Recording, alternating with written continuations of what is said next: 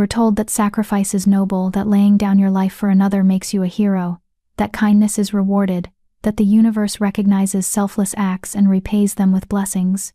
We grow up on stories where the girl who shares her last piece of bread receives a kingdom, where the boy who saves the wounded animal gains a magical protector, where goodness is currency that always comes back to you. But when you're dying in the snow with frozen fingers, and a heart that's already been shattered into so many pieces you've stopped counting, you learn the devastating truth. Sacrifice doesn't make you noble, it just makes you dead. I knew this as I crawled through the blizzard, my dress already threadbare and inadequate, crusted with ice. I knew this as my fingers, blue and senseless, reached for the small, whimpering creature trapped beneath the fallen branch. I knew this as I used the last of my strength, the final reserves of warmth my body had hoarded, to dig through snow that burned like fire against my skin. I wasn't saving the wolf cub because I believed in fairy tales anymore. I was saving it because I understood, with a clarity that comes only in your final moments, what it meant to be abandoned, to be cast out, to die alone in the cold while the world moved on without you. The cub's golden eyes met mine, too intelligent, too aware for an ordinary animal, and I thought, at least one of us will survive this. I didn't know that those eyes belonged to the future heir of the kingdom. I didn't know that the Alpha King was already tracking his son through the storm. I didn't know that my last act of pointless kindness would drag me into a world where my greatest shame, my inability to shift, my barren womb, my broken wolf would become the very thing that made me invaluable. But that came later. First, I had to die. Chapter 1. The Unwanted Daughter. They say every wolf knows the moment their other half awakens. That first shift is supposed to be transcendent. A violent, beautiful rupture where you split open and something ancient and wild pours out. Your bones crack and reform. Your senses explode into colors you've never seen, sounds you've never heard. You become more. I was 16 when I waited for mine. 17, when I stopped hoping.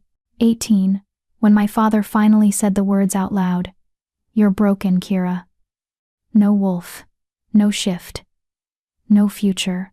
Now, at 23, I'd learned to wear my brokenness like a second skin, familiar, if not comfortable. In a world ruled by shifters, where your wolf determined your worth, your status, your very right to exist, I was something worse than human. I was a shifter who couldn't shift. A wolf without a wolf. A lie in flesh. The Thornvale pack had tolerated me for 2 decades because of my father's position as second beta. Because my sister, Mira, we had shifted beautifully. At 15, a silver wolf with ice blue eyes that made visiting alphas stare. Because sometimes, defective bloodlines produced one perfect child, and one mistake. I was the mistake. But tolerance has limits, and mine ran out the day Elder Rowan announced that Mira would marry into the Northern Summit Pack, securing an alliance that would protect Thornvale for generations. Both daughters should attend the ceremony, my father had said, his voice flat. Not because he wanted me there, because protocol demanded it. So I went. I wore the dress Mira had outgrown 3 years ago, pale blue, too tight in the shoulders, too loose everywhere else. I braided my dark hair simply, knowing that no amount of effort would make me beautiful like her. Where Mira was golden and radiant, I was shadow and angles. Where she moved with lupin grace, I stumbled with human clumsiness. The ceremony took place in the Great Hall, packed with wolves from 4 territories. I stood at the back, trying to be invisible, while Mira glowed at the center of everything. Her intended, a young alpha named Damon, couldn't take his eyes off her. I was happy for her, truly. Mira had never been cruel to me, never mocked my failure. She'd simply existed in a different world, one where futures were bright, and mates were possible, and children would someday carry on the bloodline. Everything I would never have. The broken one came. The whisper slithered through the crowd, just loud enough for my wolf-sharp hearing to catch. Ironic that I had the enhanced senses of a shifter. The elongated lifespan. The healing abilities, everything except the one thing that mattered. I heard she can't even bear children. Completely barren. What use is a she-wolf who can't breed? Her father should have sent her away years ago. I'd learned to let the words slide off me like rain off stone. I'd learned to breathe through the shame, to find the quiet place in my mind where their judgment couldn't reach. I'd learned to survive. What I hadn't learned was how to survive him. Garrett pushed through the crowd, his russet wolf gleaming just beneath his skin, that telltale shimmer that powerful shifters couldn't quite suppress. He'd been courting me for 3 months, and I'd been fool enough to believe it meant something. Kira. His hand closed around my elbow, gripped too tight. We need to talk. He pulled me outside into the winter night.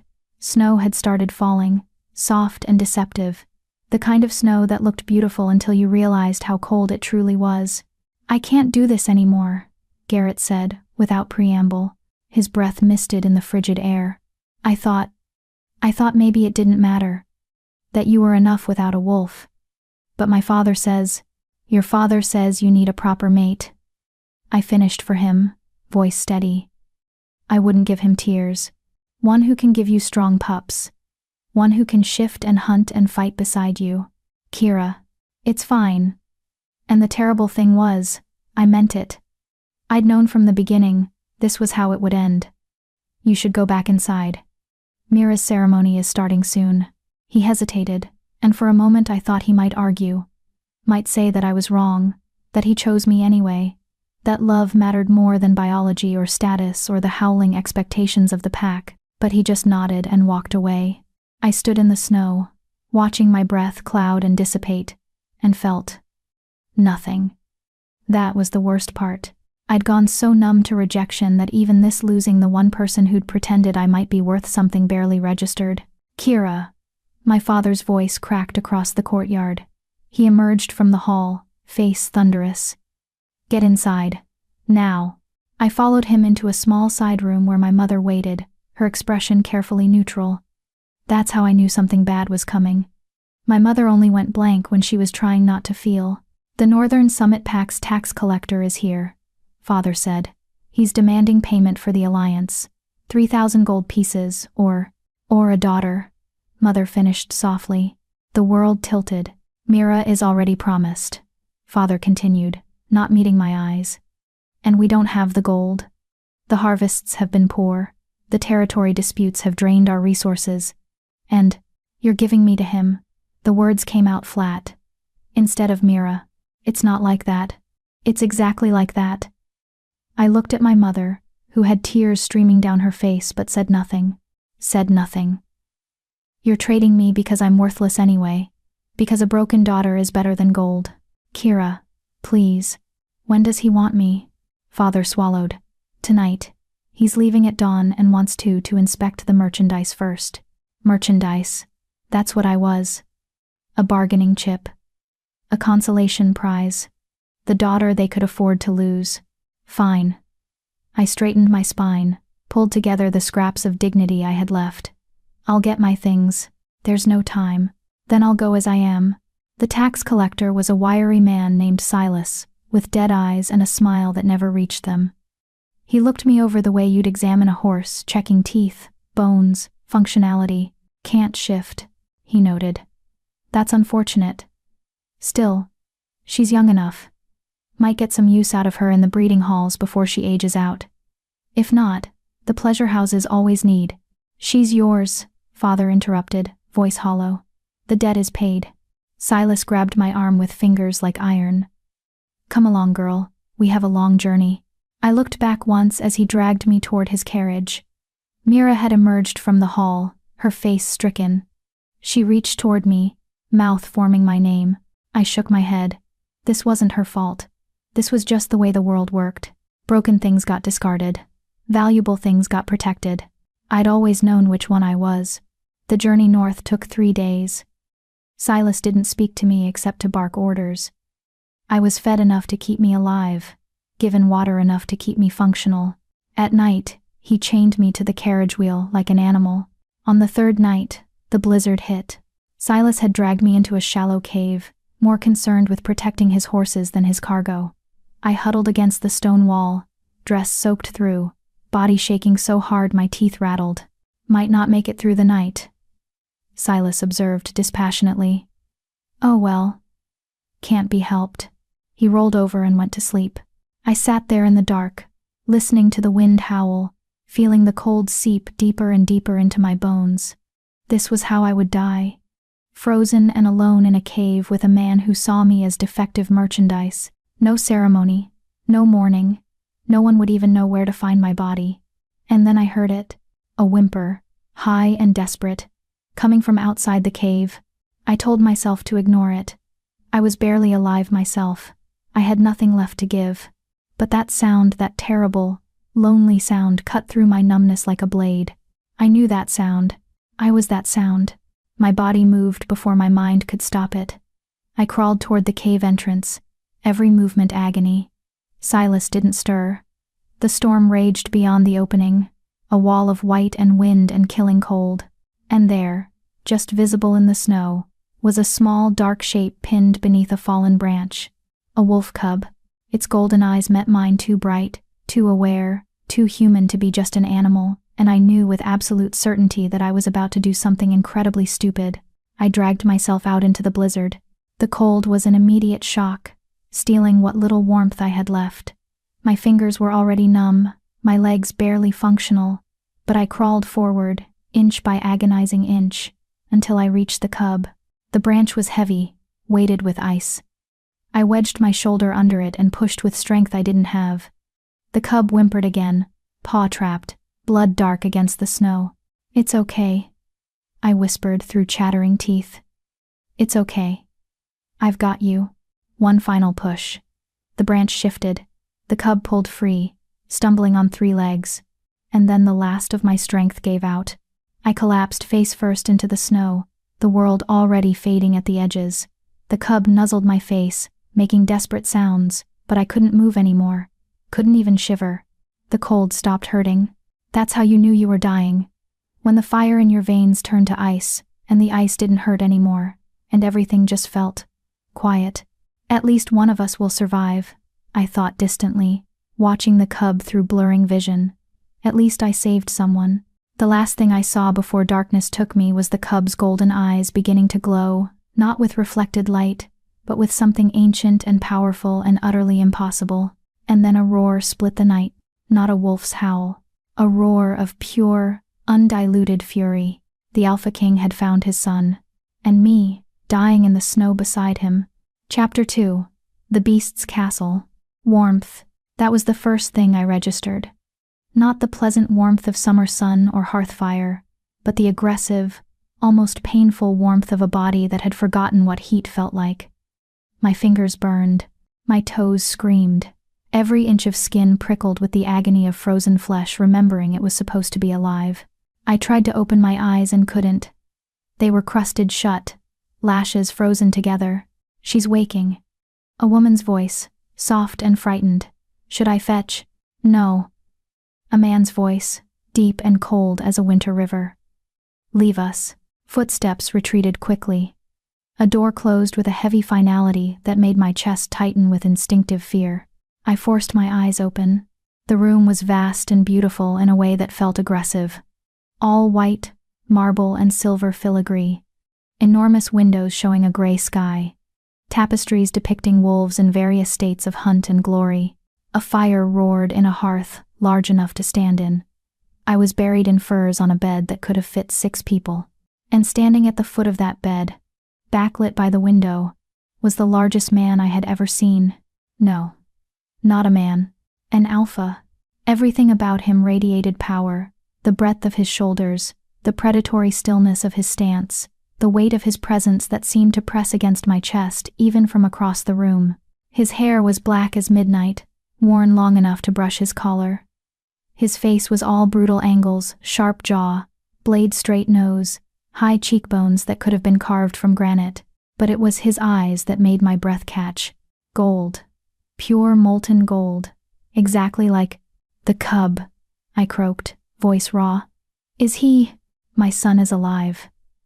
Each word was precisely enunciated, carefully controlled. "Thanks to you, son." The cub had been his son, which meant this was, "You're the Alpha King." It wasn't a question. Theron Blackwater, king of the Northern Summit territory. He moved closer, each step measured and deliberate. "And you are the broken she-wolf who nearly died saving my heir." The word broken landed like a physical blow. Of course he knew. Of course that would be the first thing anyone told him about me.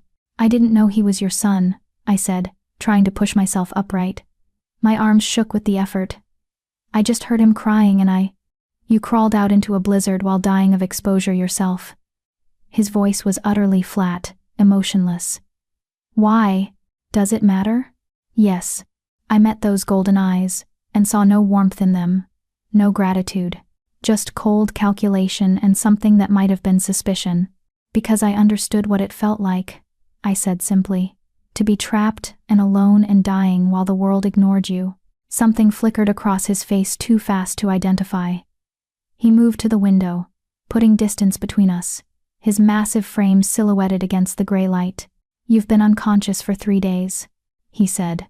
My healers weren't certain you would wake. Severe frostbite, hypothermia, malnourishment, dehydration. Your body had started to shut down. 3 days. Silas would be long gone. Would he report me dead? Would my family even care? The man who had you. Theron continued, voice dropping into something darker. Where is he? I don't know. He was taking me north too. I stopped. Did it matter where Silas had been taking me? I was payment for a debt. My father's debt. You were merchandise. He turned back to face me, and there was something terrible in his expression. Meant for the breeding halls, or worse. I said nothing. What was there to say? He knew the truth of what I was worth. You saved the crown prince of the northern summit, Theron said slowly. Under our laws that creates a blood debt. You are owed a boon anything within my power to grant. Hope flared in my chest, painful and unexpected. Anything, within reason. Let me go. The words tumbled out. Just, let me go. Give me enough gold to start somewhere new, somewhere no one knows I'm broken, and I'll disappear. You'll never see me again. Your debt will be paid. His eyes narrowed. That's what you want? To run? I want to be free, I corrected. To live without being reminded every single day that I'm worthless. To exist somewhere that my broken wolf doesn't define my entire existence. No. The word hit me like a slap. What? No, he repeated. I won't grant you that boon. Anger surged through me, hot and sudden and unfamiliar. I'd been numb for so long, that feeling rage felt almost foreign. You said anything within your power. I said within reason, he interrupted. And letting you leave is not reasonable. Why? I demanded, pushing myself fully upright despite the way my head spun. Because you don't trust me? Because I might tell someone about your son? I don't even know what happened. One moment he was a cub, and then there was this roar and, my son is cursed. The words dropped into the space between us, like stones into still water. Theron moved closer, each step deliberate. He can shift into his wolf form, but he cannot shift back. He's been trapped as a cub for 2 months. Every healer, every witch, every blood mage in the kingdom has tried to break it. Nothing works. I stared at him. That's not possible. Shifters can't be stuck. My son is stuck. His voice was hard as iron, and the curse is killing him. Every day he remains in wolf form. More of his humanity slips away. In another month, maybe 2, there won't be anything of my child left. Just an animal wearing his shape. The horror of it settled over me. To be trapped in your wolf, unable to speak, unable to communicate, slowly losing yourself piece by piece. I'm sorry, I whispered, but I don't understand what that has to do with me. You touched him while he was in wolf form, and you have no wolf of your own. Theron crouched down so we were eye level, and this close I could see the exhaustion carved into his face, the desperate edge beneath the control. Every shifter who touches him feeds into the curse, their wolf recognizing his, trapping him further. But your touch didn't hurt him, didn't strengthen the binding. Understanding crashed over me. You think I can help break the curse? I think you're the only one who might be able to touch him without making it worse. He stood abruptly, pacing to the fire. The witches say the curse must be weakened before it can be broken. That requires daily contact, daily reinforcement that he's not just a wolf. But every time a shifter tries, he regresses further. So you want me to stay, I said slowly. To be near your son, to help break this curse. Yes. And if I refuse? If I demand you honor the blood debt and let me go?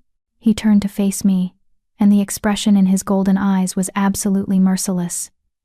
Then I will lock you in a tower until the curse is broken or my son is dead. Either way, you're not leaving. The words should have terrified me, should have sent me scrambling for escape. But there was something about the raw desperation beneath his cruelty, the way his hands clenched at his sides like he was barely holding himself together. This wasn't a tyrant playing with power. This was a father watching his child die. If I agree, I said carefully. What are the terms? You'll live in the castle. You'll spend time with my son every day reading to him, talking to him, reminding him he's more than an animal. You'll submit to the witches' examinations so they can study why your presence doesn't worsen the curse. And in exchange, you'll have everything you need. Food, clothes, books, comfort, a life without judgment, without shame. His voice softened almost imperceptibly. A purpose beyond survival. A purpose. When was the last time anyone had suggested I might have a purpose? How long? I asked. Until the curse breaks or your son dies. I finished. And then? If it breaks? Do I go free? If it breaks, I will grant you whatever boon you ask. Gold, land, title, anything. What about if it doesn't break? The question hung heavy between us. If he dies despite everything, what happens to me? Theron was quiet for a long moment. Then you're free regardless, he said finally. I won't punish you for failing at something impossible. There was something in his voice, not quite kindness, but close to it. A recognition of shared helplessness. I thought about Silas's carriage, about the breeding halls and pleasure houses, about my father's hollow voice saying the debt is paid, about Garrett walking away, about a lifetime of being the broken thing everyone else worked around. I'll do it, I said. Not because you're forcing me, but because I understand what it feels like to be trapped in your own body, to have everyone see you as something you're not. His eyes met mine, and for just a moment, the cold calculation cracked. What I saw beneath was so raw, so utterly devastated, that I had to look away. Thank you, he said quietly. A knock at the door interrupted us. A young woman entered petite, with auburn hair and the careful blank expression of a servant who'd learned to be invisible. The young prince is asking for her, Your Majesty, she said, voice carefully neutral. He won't eat unless she comes. Theron's jaw tightened. Take her. The servant, she introduced herself as Lyra, helped me into a thick robe and soft boots. My legs trembled as I stood, weakness still gripping my body. But I forced myself to walk. She led me through corridors that seemed designed to intimidate, soaring ceilings, marble floors so polished you could see your reflection, enormous portraits of stern-faced kings and queens watching with predatory eyes. We passed shifters in various states of partial transformation, servants with wolf ears or clawed hands, guards whose eyes glowed amber with barely suppressed power. Everyone stared at me. Everyone knew what I was. They won't hurt you, Lyra murmured. The king declared you under royal protection. Anyone who harms you will be executed. How comforting, I muttered. She glanced at me with something that might have been humor. You're the first person in months who didn't flinch when he threatened to lock them in a tower.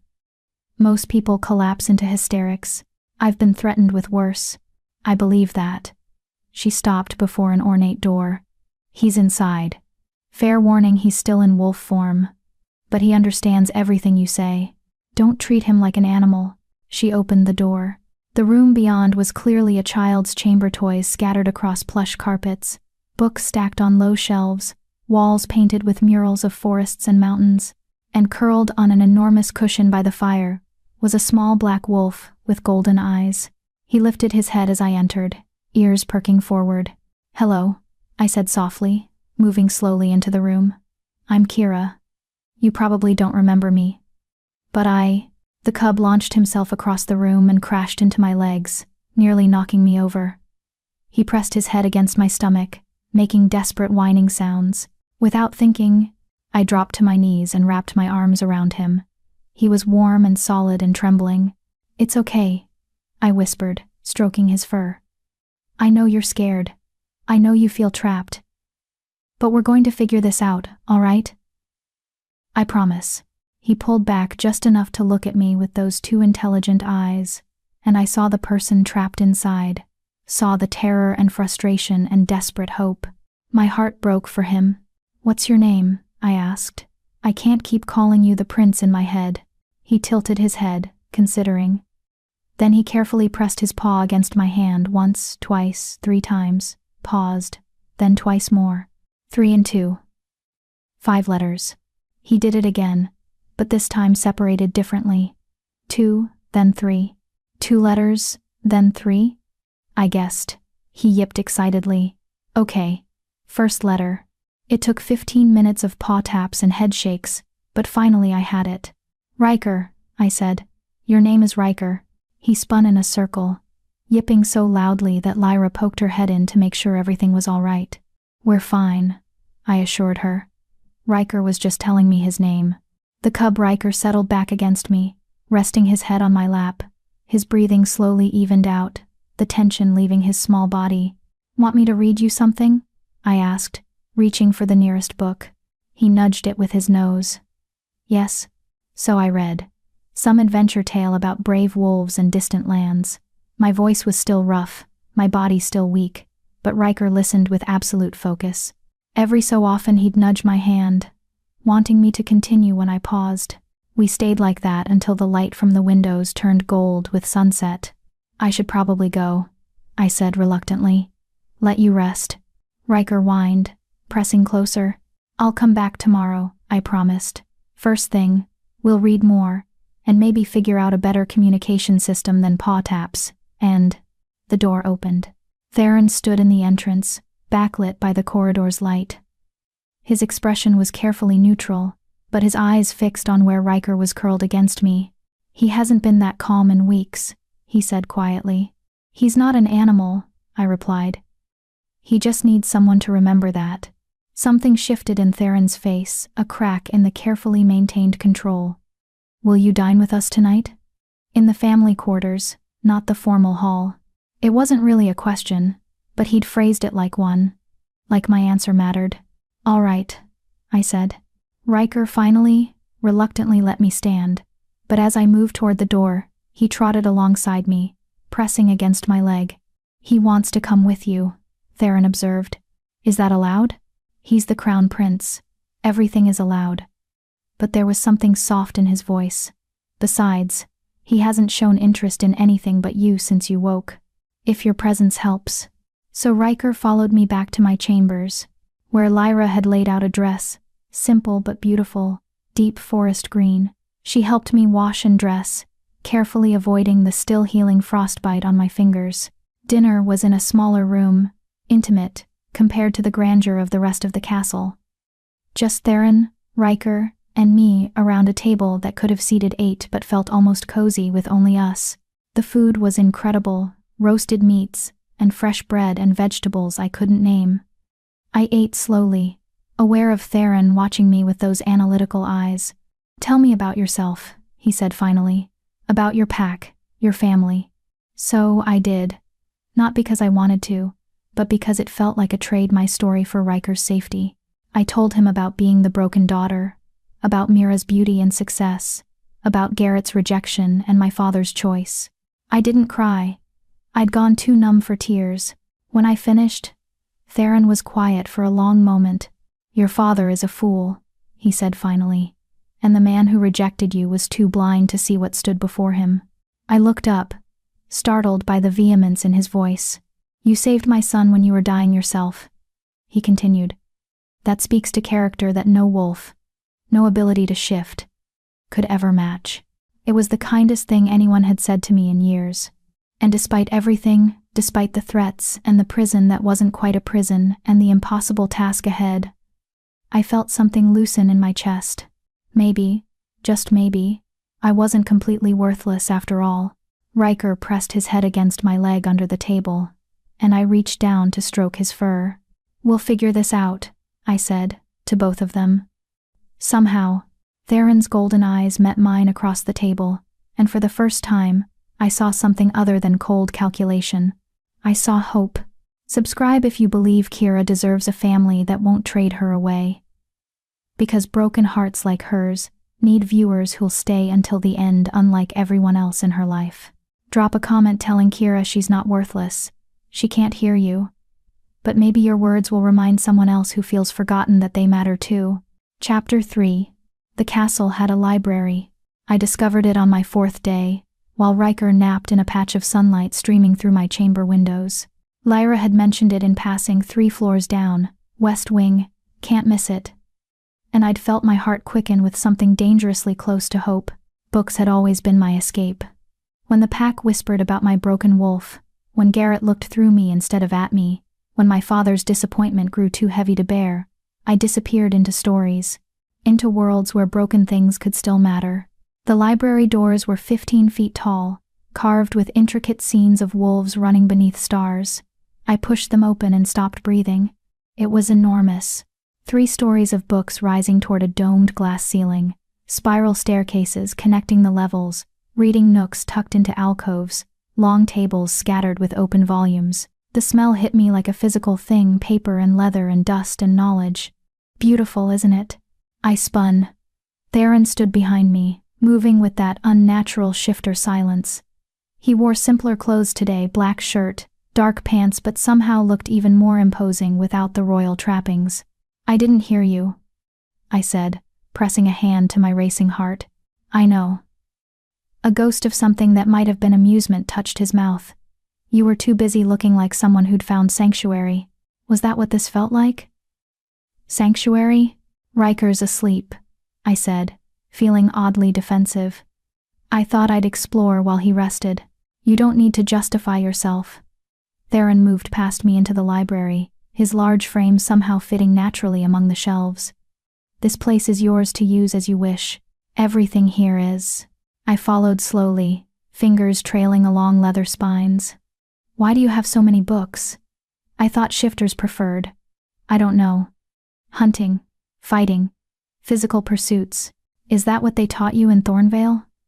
He pulled a volume from a high shelf without looking clearly. He knew this place intimately. That shifters are just animals wearing human skin? They didn't have to teach it. I saw it every day. Then your pack is made of fools. He set the book on a nearby table, something with a title in a language I didn't recognize. The Northern Summit has the largest library in the shifter territories. Knowledge is power. Always has been. I picked up the book he'd set down, studying the strange script. What language is this? Old Lupine, the language the first shifters spoke. He moved to another shelf, pulling down 3 more volumes. The curse on Riker uses Old Lupine binding magic. I've been trying to understand it, but my knowledge only goes so far. He looked exhausted. In the library's soft light, I could see the shadows under his eyes, the tightness around his mouth that spoke of sleepless nights and grinding worry. When did it happen? I asked quietly. The curse. Theron was silent for so long I thought he wouldn't answer. Then, 2 months ago, there was an incident. A witch came to court, claiming she could enhance shifter abilities. She performed a demonstration on Riker. His hands clenched on the book he held. It was supposed to make his first shifts easier when he came of age. Instead, it trapped him. Where is she now? The witch. Dead. The word was flat. I executed her myself the moment I realized what she'd done. But she died laughing, saying the curse would hold until... He stopped abruptly. Until what? His golden eyes met mine. Until true love breaks it. The oldest, most impossible condition in any curse. I thought of every fairy tale I'd ever read. True love's kiss, true love's sacrifice, true love's devotion. Always true love, as if it were simple, as if it weren't the rarest, most fragile thing in existence. Riker's only 7, I said. He can't, that's not... I know. Theron's voice was rough. Which is why I think the witch lied, or the curse is more complicated than it appears. There has to be another way to break it. There has to be. He looked so utterly helpless in that moment, this massive, powerful alpha king reduced to a desperate father grasping at impossible hope. We'll find it, I heard myself say.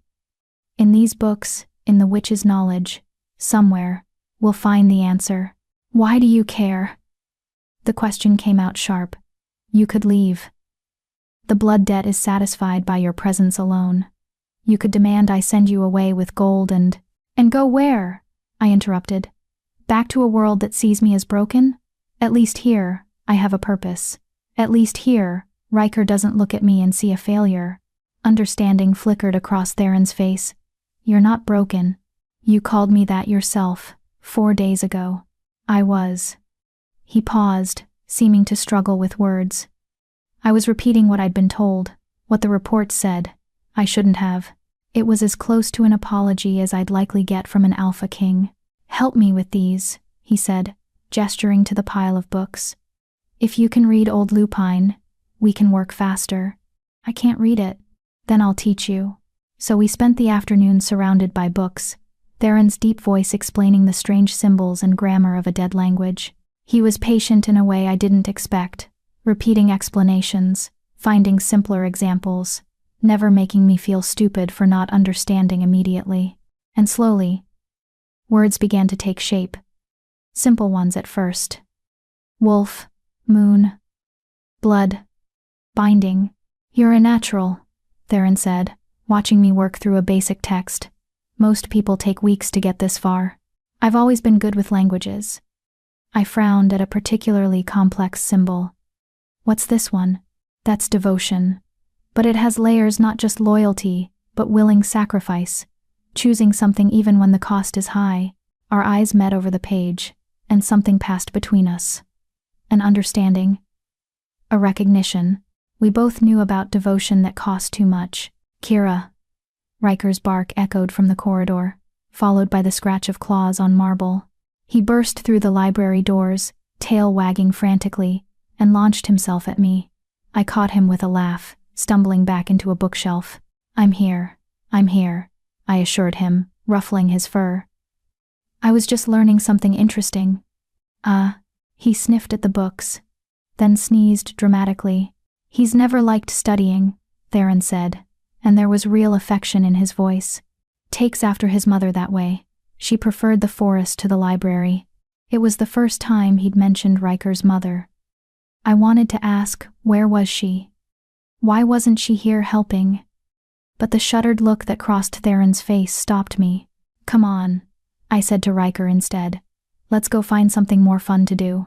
We ended up in the gardens, despite the cold. Riker raced through the snow, pouncing on drifts and tunneling beneath them like he was hunting. I followed more slowly, laughing at his antics. He seems happier, Theron said from behind me. I'd known he was there. I was learning to sense his presence, the weight of his attention. He's still a child. He needs to play, curse or not. The healers said I shouldn't encourage his wolf behaviors, that it might make the curse stronger. The healers are idiots. The words escaped before I could stop them. I turned to face Theron, expecting anger. Instead, he looked intrigued. Explain. Riker isn't becoming an animal. He's trapped in an animal's body. There's a difference. I gestured to where the cub was now trying to catch snowflakes on his tongue. Denying his wolf nature won't make him more human. It'll just make him miserable. He needs to be allowed to be both the boy and the wolf.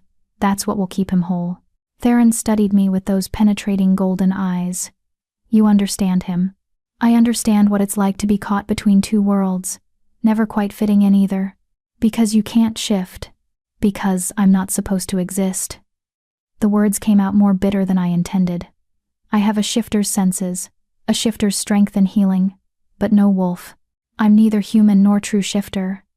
I'm the thing that proves the rules aren't absolute. People hate that. I don't hate it. The simple statement hung in the cold air between us. Why not? I asked. Because absolute rules are a lie. The world is more complex than we pretend. He moved closer, close enough that I could see gold flecks in his amber eyes. You saved my son when you were dying. You came into a strange castle, threatened with imprisonment, and chose to stay anyway. You challenge the healers when they're wrong. You treat Riker like the person he is, not the animal he appears to be. He paused. You're the furthest thing from broken I've ever met. My breath caught. No one had ever spoken to me like that, like I was valuable. Like I mattered. I don't know what to say, I whispered. Then say nothing. He reached out slowly, giving me time to pull away, and brushed snow from my hair. The gesture was oddly gentle for such a large, dangerous man. But know that I see you, Kira. Not the broken she-wolf. Not the unwanted daughter. You. Riker chose that moment to barrel into both of us, breaking the tension. We stumbled apart, and Theron actually laughed a real, genuine sound that transformed his stern face into something almost boyish. "All right, little terror," he said, scooping Riker up. "What mischief are you planning now?" Riker yipped and squirmed, clearly delighted to have his father's undivided attention. We spent the rest of the afternoon in the gardens, playing elaborate games of chase and hide-and-seek that left all of us breathless and covered in snow. For a few hours, it was possible to forget about curses and blood debts and impossible futures. For a few hours, we were just a family. The thought should have terrified me. Instead, it felt like coming home. That night, after Riker had finally exhausted himself and fallen asleep in his chambers, Theron invited me to his study. It was smaller than I expected, more intimate than the formal receiving rooms. Books lined the walls here too, but these were clearly well used, bookmarks sticking out at odd angles. A fire crackled in the hearth. 2 chairs faced it, a small table between them set with wine and glasses. "Sit," Theron said, pouring wine the color of rubies. "Please." I settled into one of the chairs, butter-soft leather that seemed to embrace me. The wine was sweet and warm, spreading heat through my chest. "I want to apologize," Theron said abruptly, "for how I treated you when you first woke, for the threats, for making you feel like a prisoner. You were desperate. I understand. Understanding doesn't make it right." He stared into his wineglass. "I've been not myself since the curse, since before that, if I'm honest." "Riker's mother," I said quietly. It wasn't a question. "She died 2 years ago, hunting accident." His voice was carefully controlled. One moment she was there, laughing, alive. The next, he drained his glass in one swallow. Riker was only 5. Old enough to understand death, too young to understand forever. "I'm sorry. She would have liked you." A sad smile touched his mouth. Alara didn't care about protocol or proper behavior. She spoke her mind, challenged anyone who was wrong, and loved Riker with a fierceness that scared me sometimes. He looked at me. "You remind me of her. The way you don't back down, the way you see Riker as a person first. She sounds remarkable." She was. He poured more wine, his movements heavy with old grief. "After she died, I threw myself into being king, into duty and responsibility, and making sure the kingdom ran perfectly. I thought if I could control everything else, I could protect Riker from more pain. But then the witch came, and I failed him anyway." The words were raw. "I let her near him. I trusted the wrong person, and now my son is trapped because I couldn't protect him." I set down my wine and leaned forward. "Theron, look at me." His golden eyes met mine, and I saw the guilt eating him alive.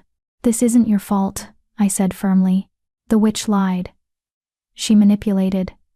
She chose to curse an innocent child. That's on her, not you. I should have known.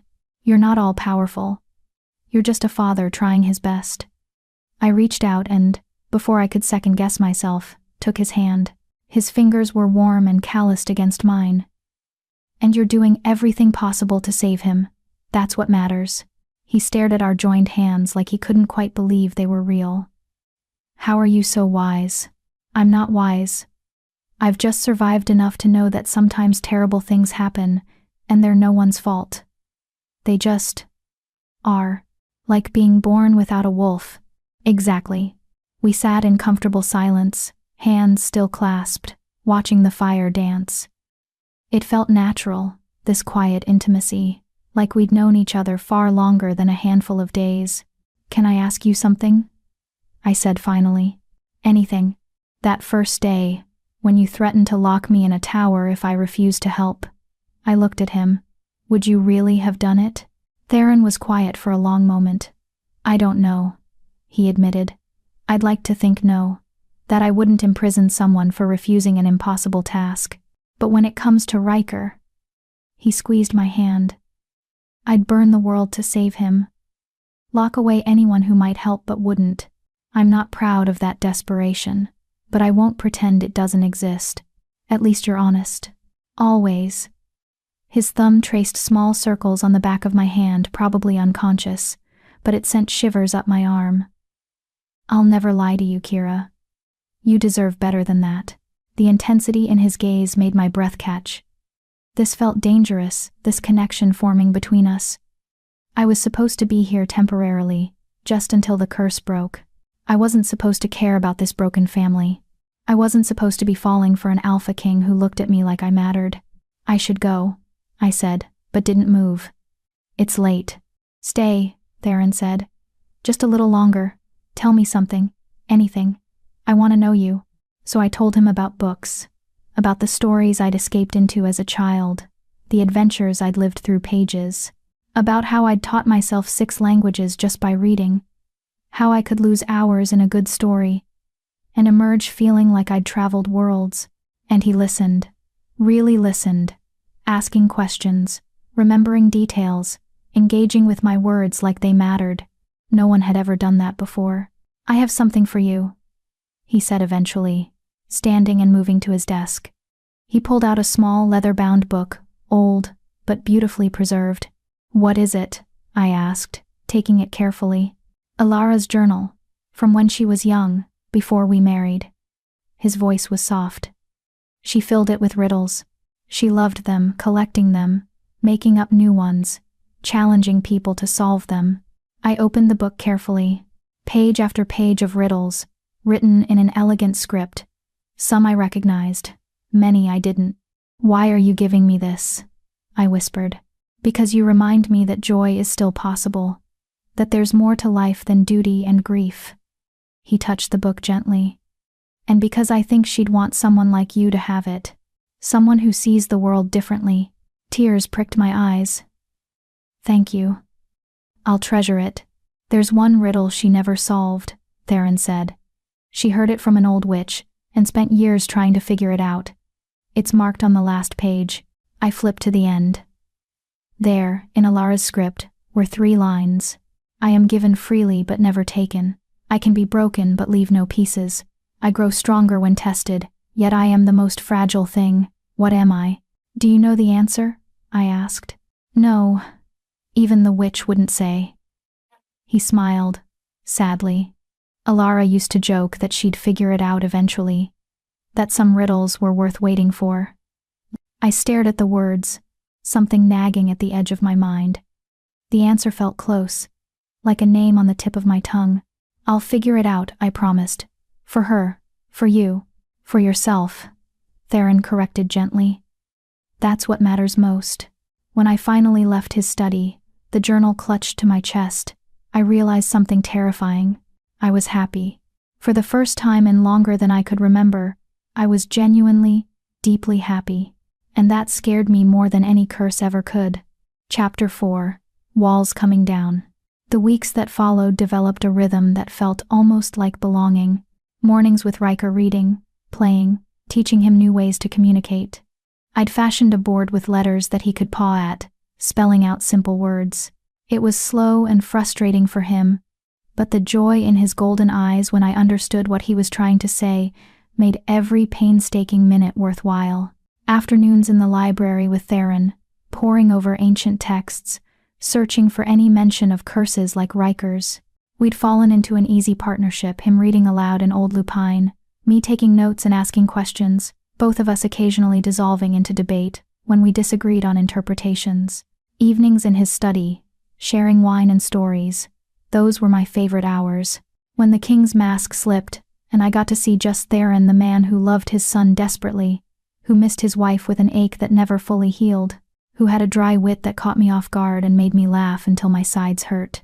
And nights alone in my chambers, trying not to think about how much I looked forward to seeing him each day, trying not to notice how my heart raced when his hand brushed mine over a book, trying not to admit that I was falling for a man so far beyond my reach, he might as well have been the moon itself. 3 weeks in, Riker had his first breakthrough. We were in the gardens, our usual afternoon spot, when he suddenly froze mid-play. His small body went rigid, trembling. I dropped to my knees beside him. "Riker, what's wrong?" His golden eyes met mine, and I saw something shifting in them, something trying to break through. "Theron!" I screamed toward the castle. "Theron, now!" The Alpha King appeared in seconds, moving with impossible speed. He saw Riker's state, and his face went white. "What happened?" "I don't know, he just—" Riker's body convulsed. For a terrible moment, I thought the curse was killing him right there. But then, his form flickered. Just for an instant, I could see the ghost of a boy superimposed over the wolf. Dark hair, his father's features, 7 years old and terrified. Then he was just a wolf again, collapsing in the snow. "Riker!" Theron gathered him up, pressing his ear to the cub's chest. "He's breathing, heartbeat strong." I touched Riker's head gently. His eyes opened, exhausted, but aware. He licked my hand once. "I'm okay." "What did you do?" Theron demanded, not angry but desperate to understand. "Right before he seized, what were you doing?" "Nothing different. We were just playing." And I was laughing. And I said, I tried to remember my exact words. I said, "I wish I could hear your laugh. I bet it's wonderful." Understanding flickered across Theron's face. "You reminded him he's human. That he has a human laugh. Human voice." He looked down at his son with something like awe. He tried to shift back, but the curse stopped him. It stopped him, but it didn't win completely. Theron's voice shook. "That flicker, that moment where I saw my son's real face, that's the first progress we've had in 2 months." Riker stirred in his arms, then carefully pawed at my leg. The gesture was weak but deliberate. "What is it?" I asked. He did it again. 5 taps, then a pause. 3 more taps. 8 letters? I guessed. He yipped softly. 2 words, 5 and 3. It took longer than usual, he was clearly exhausted, but eventually I understood. "Thank you." "Oh, Riker." I stroked his fur gently. "You don't have to thank me. We're in this together, remember?" He pressed his head against my chest, and I felt his small body relax. Within minutes, he was asleep. "Take him inside," I said to Theron. "He needs to rest. Come with us." It wasn't a command. It was a request. A need. So I followed Theron into the castle, through corridors I now knew by heart, up to Riker's chambers. We settled the cub into his enormous bed, piling furs around him. "He's stronger with you here," Theron said quietly. We stood side by side, watching Riker sleep. "He tries harder, fights more. He has something to fight for, the possibility of being heard." "Is that what you fight for? Being heard?" I looked at him sharply. His golden eyes were fixed on me with an intensity that made my skin prickle. "I used to," I admitted. "I used to think if I could just make people understand that I was still valuable, still worth something despite being broken, then everything would be okay. But no one wanted to hear it. I want to hear it." The simple statement hit me like a physical blow. "Why?" "Because you matter to me." He said it like it was obvious, like it wasn't the most devastating thing anyone had ever told me. "Because in 3 weeks, you've become essential to this family. Because I—" He stopped, jaw tightening. "Because I look forward to seeing you every day more than I should." My heart hammered against my ribs. "Theron, I know." He turned away, putting distance between us. "I know this is complicated. You're here because of a blood debt. Not by choice. You're helping Riker, not courting his father." "What are you feeling?" The question escaped before I could stop it. He was silent for so long I thought he wouldn't answer. Then, voice rough. "Like I'm waking up after 2 years of sleepwalking. Like the world has color again. Like I want things I have no right to want." "What things?" "You." He turned to face me, and the raw honesty in his expression stole my breath. "I want to know everything about you. I want to hear your thoughts on every book we read. I want to make you laugh because your laugh is the best sound I've heard in years. I want—" He stopped himself. But you should be free to choose your own path, not trapped here by debt and duty. I moved closer, closing the distance between us. What if I don't feel trapped? His eyes widened slightly. Kira, what if I look forward to our afternoons in the library? What if I go to sleep thinking about our evening conversations? What if I swallowed hard, gathering courage. What if I'm falling for you too, and it terrifies me? Why does it terrify you? Because nothing good has ever stayed in my life. The admission cracked something open in my chest. Everyone I've ever cared about has left. My mother chose my father's decision over me. Garrett chose his pack's expectations over me. Even Mira, she didn't fight for me. No one fights for me. I would. 2 words. Simple and absolute. You don't know that, I whispered. Yes, I do.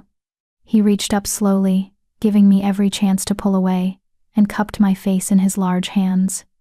I would burn kingdoms for you, Kira. I would defy every law and tradition. I would. Don't make promises you can't keep. I don't. His thumb brushed across my cheekbone, infinitely gentle. I'm an alpha king. My word is law. And I'm telling you, with everything I am, that you matter, that I see you, that if you choose to stay not because of debt but because you want to, I will spend every day proving you made the right choice. Tears spilled down my cheeks. I don't know how to believe that. Then, let me show you. He leaned his forehead against mine, our breath mingling. Let me prove it, however long it takes. We stood like that, holding each other in the dim light of Riker's chamber, and something fundamental shifted between us. This wasn't just attraction. This wasn't just gratitude or convenience or forced proximity. This was real, and it was terrifying. A soft yip broke the moment. We pulled apart to find Riker awake, watching us with knowing golden eyes. If a wolf could smirk, he was doing it. How long have you been awake? Theron asked suspiciously. Riker just wagged his tail and pawed at me. 5 letters. M-I-N-E. Yours? I laughed. I'm your friend, Riker. I'm not anyone's possession. He shook his head and pawed again, more insistently. Then pointed his nose at Theron. Then back to me. Understanding dawned. You're saying I'm part of your family? Enthusiastic yipping and spinning. Yes, Theron said softly. You are. The declaration settled over me like a warm cloak. Family. I had a family again.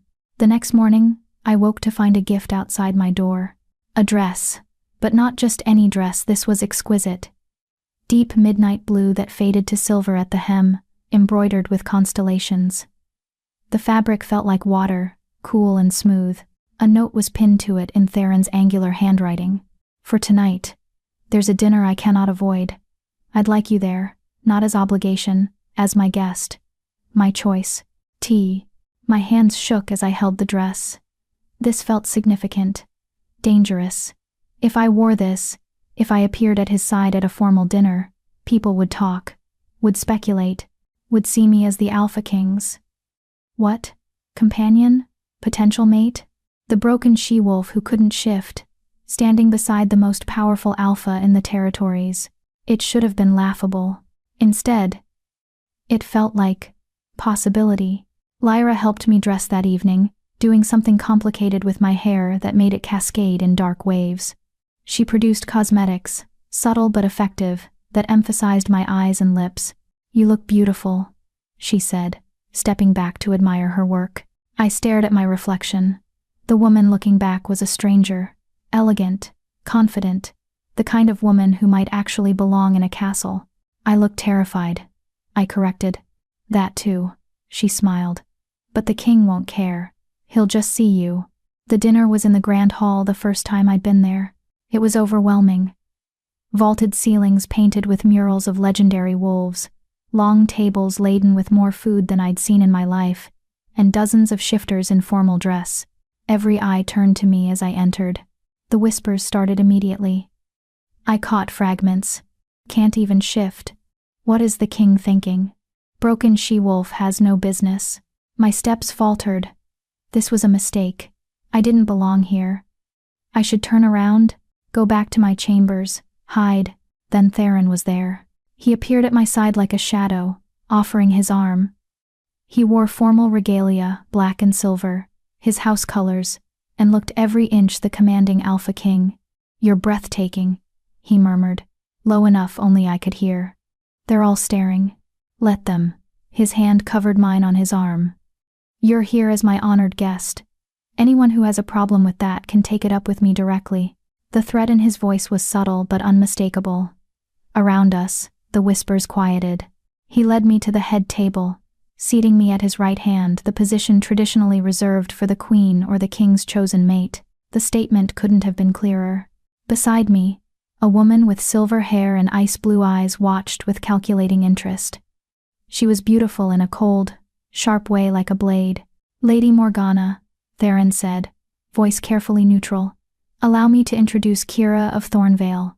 Kira, Lady Morgana, is the High Priestess of the Northern Temple."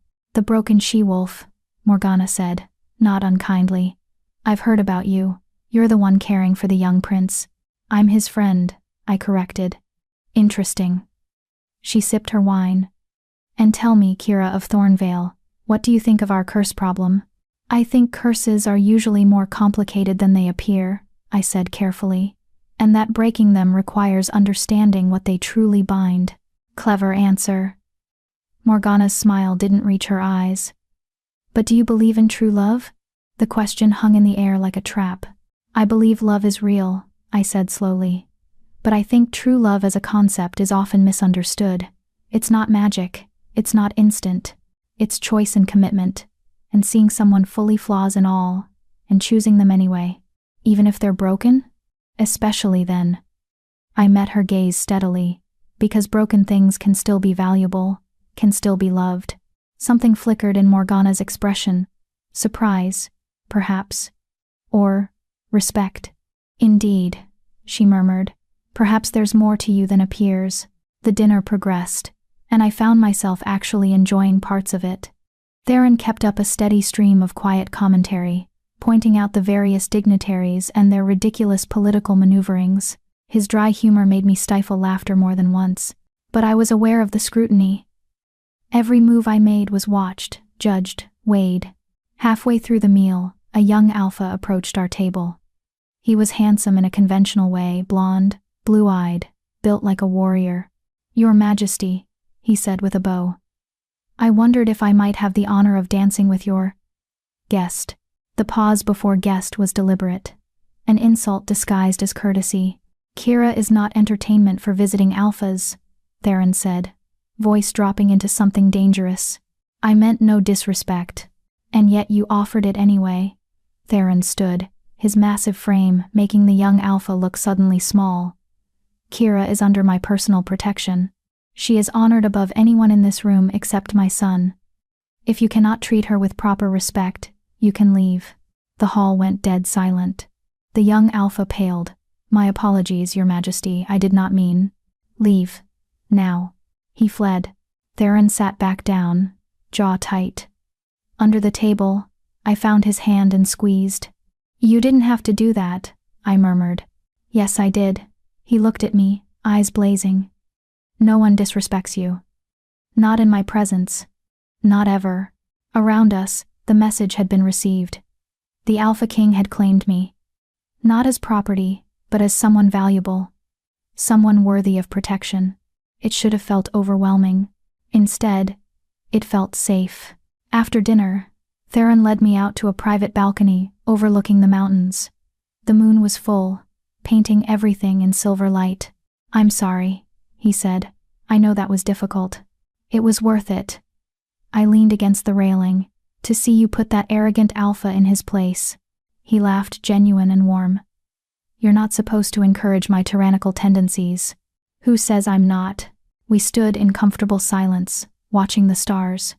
His hand found mine on the railing, fingers intertwining. "Kira," he said quietly. "I need to ask you something." "All right. If the curse breaks when it breaks, will you stay?" He turned to face me fully. "Not because of debt, not because of obligation, but because you want to?" My heart hammered. This was it. The moment where I had to decide if I was brave enough to reach for happiness, even knowing it might be ripped away. A scream split the night. We both spun toward the sound. It was coming from inside the castle, high-pitched and terrified. Riker! Theron ran, and I raced after him, hiking up my beautiful dress to keep pace. We burst into Riker's chambers to find him convulsing on the bed, body jerking violently. "What's happening?" I demanded, dropping to my knees beside him. "The curse is fighting back," Theron said, voice tight. "Every time he gets closer to breaking through, it retaliates." Riker's golden eyes rolled back, foam flecking his muzzle. He was making sounds I'd never heard before, terrible, broken sounds. Without thinking, I gathered him into my arms, pressing him against my chest. "Riker, listen to my voice. You're not alone. I'm here. Your father is here.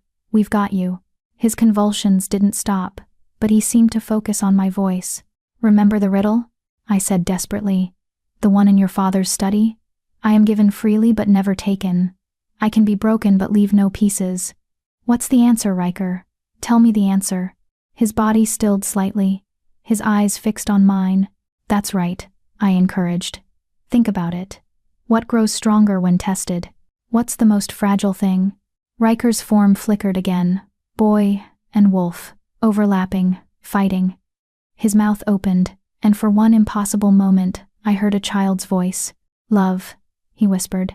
Then he collapsed, unconscious but breathing. The room was silent except for our ragged breathing. "He spoke," I said, tears streaming down my face. "Theron," he spoke. "You solved it." Theron's voice was filled with wonder. "The riddle. The answer is love." And somehow, I knew with absolute certainty that Alara had left that riddle for exactly this moment. For the breaking of this curse. For us. Chapter 5. The Unspoken Promise. Riker slept for 2 days straight. I barely left his side.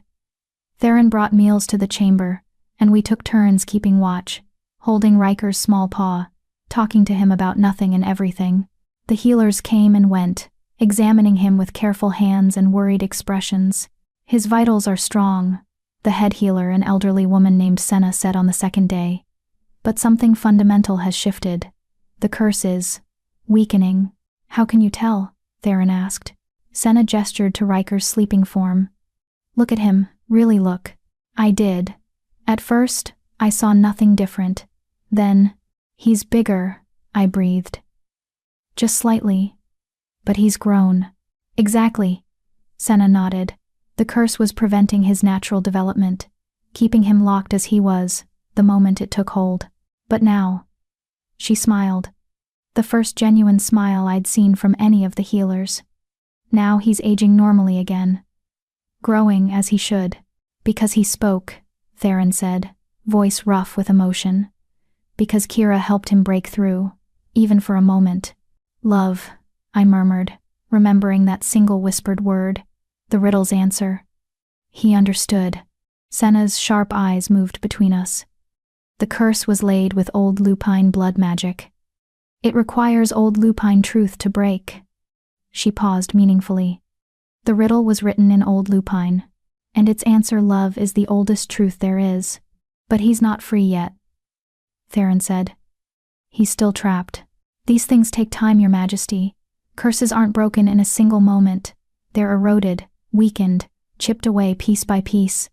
She gathered her things. "Keep doing what you're doing. Keep reminding him he's human. Keep showing him love. It's working." After she left, Theron and I sat in silence, watching Riker's chest rise and fall with steady breaths. "I should return to my chambers," I said eventually. "Get some real rest." "Stay." Theron's hand found mine. "Please. I don't want to be alone with this, with the hope and terror of it all." So I stayed.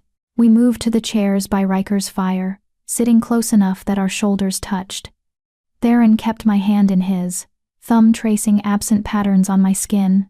"Tell me about her," I said softly. "About Alara." He was quiet for so long I thought he wouldn't answer. Then, she was wild, untamable, the daughter of a minor alpha who absolutely refused to be cowed by anyone, including me. A sad smile touched his mouth.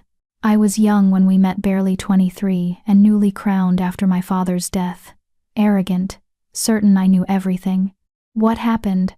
She challenged me to a hunt, said if I won, She'd consider courting.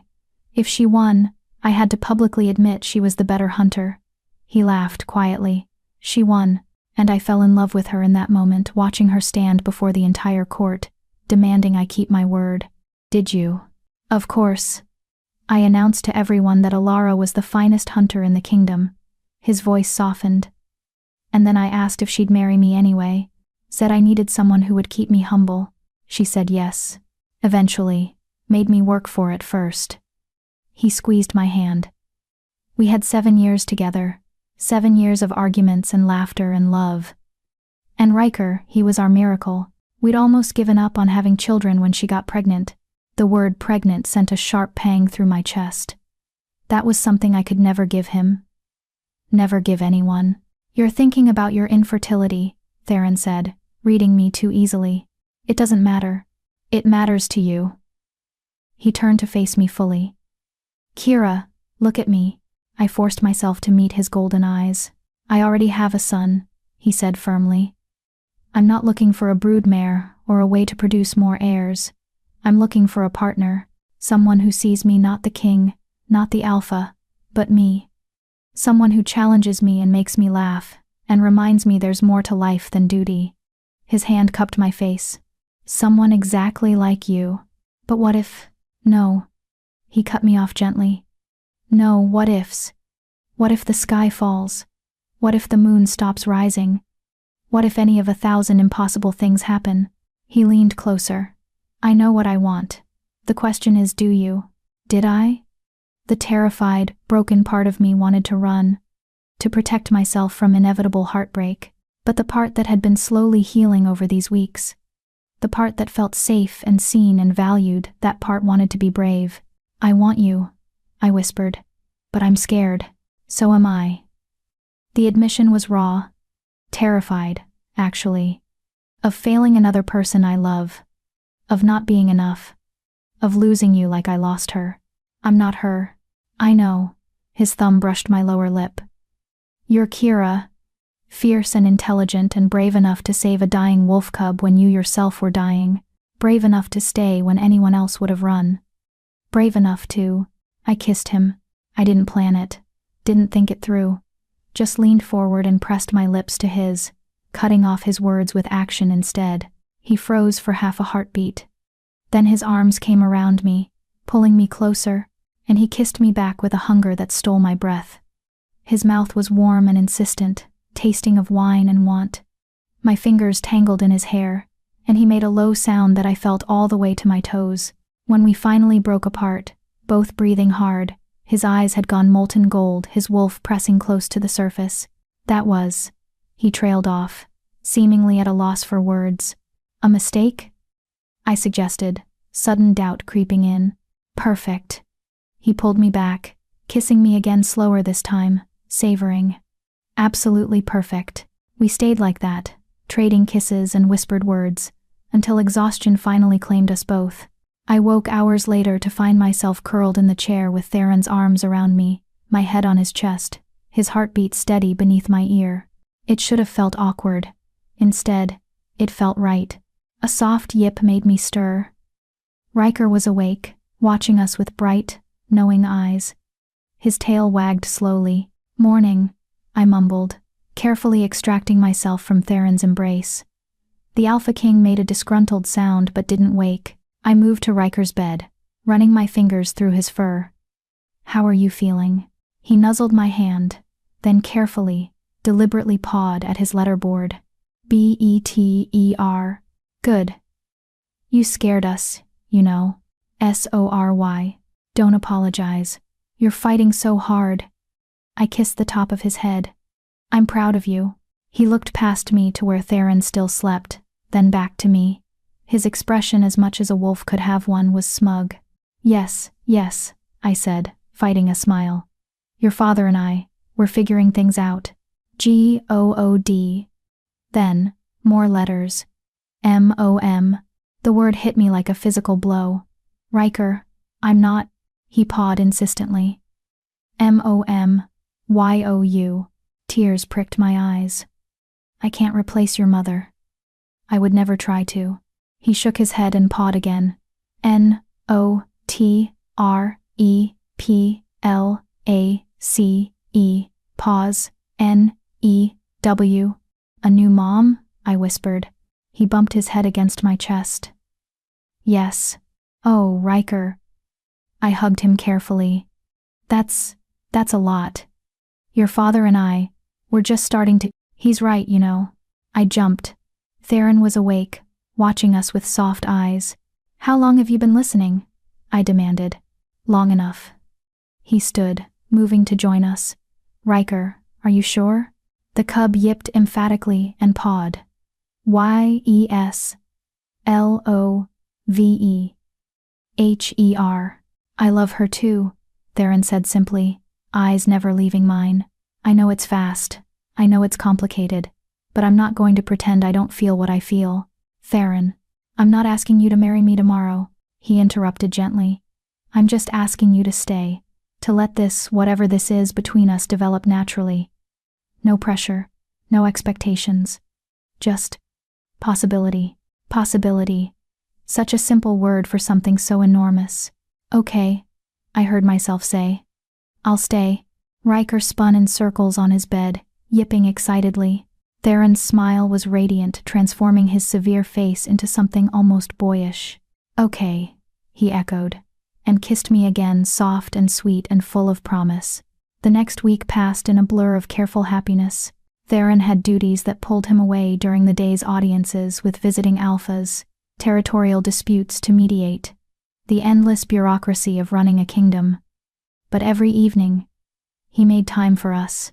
For family dinners in the small dining room, for story time with Riker, for late-night conversations that stretched into early morning. And slowly, gradually, Riker continued to improve.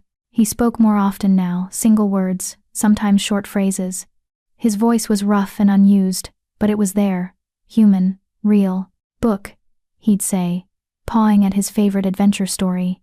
Please, he'd add when I reminded him about manners. Love you, he'd whisper before sleep. To both Theron and me, each word was a victory, each phrase a step closer to breaking the curse entirely. The castle staff noticed the change in their king. Lyra mentioned it while helping me dress one morning. He's different, she said, weaving my hair into a complex braid. Lighter, like he's finally breathing again. Riker's getting better. Of course he's happier. It's not just that. She met my eyes in the mirror. It's you. The way he looks at you. I've never seen him look at anyone like that. Not even the late queen. I'm not saying he loved her less. Lyra interrupted gently. Just differently. With Her Majesty. He was young and passionate and certain. With you, he's older and more careful, but also more intentional. Like he knows exactly how rare and precious you are. I didn't know what to say to that. That evening, Theron found me in the library, buried in a particularly dense text about curse breaking. Still working? He asked, setting down a tray with tea and small cakes. Always. I accepted the tea gratefully. This book mentions something interesting, that curses tied to emotional conditions require emotional catalysts to break fully. What kind of catalysts? It's vague. Just says moments of truth and declarations of the heart. I frowned at the text. Very helpful. Theron read over my shoulder, his presence warm against my back.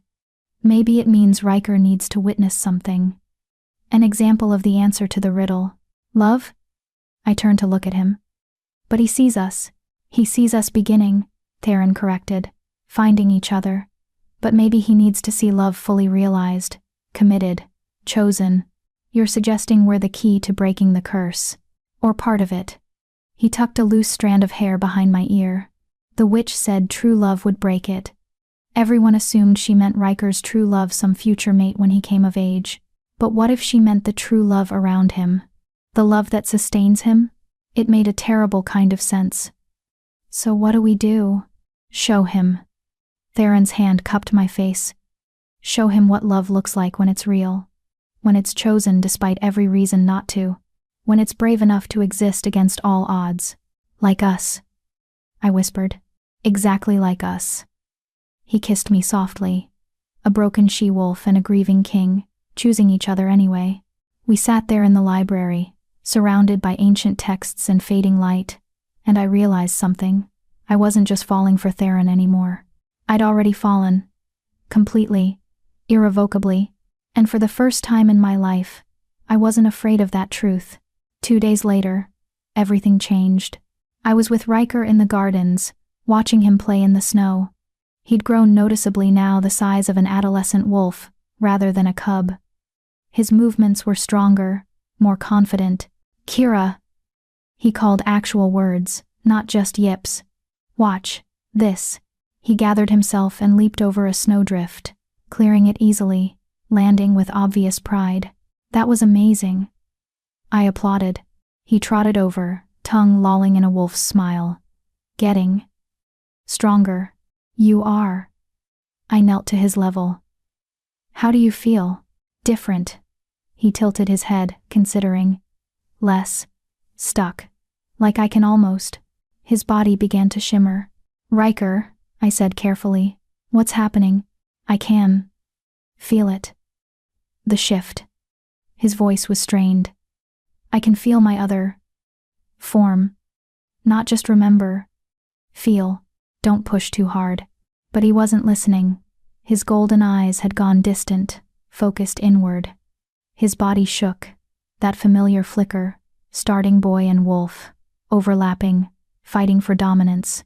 "I need to show you," Riker panted. "Need you to see me. Really me. I do see you." "No." He looked at me with desperate intensity. "See me. As I was. Before, so I can remember." Understanding crashed over me.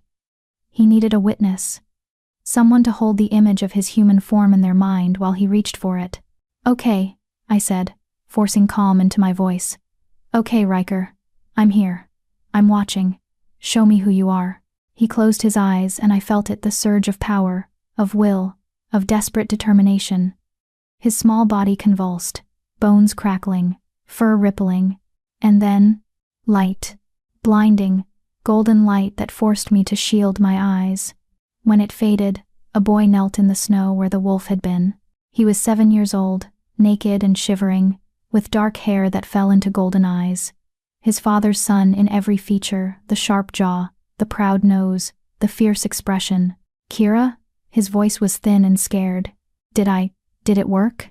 "Riker."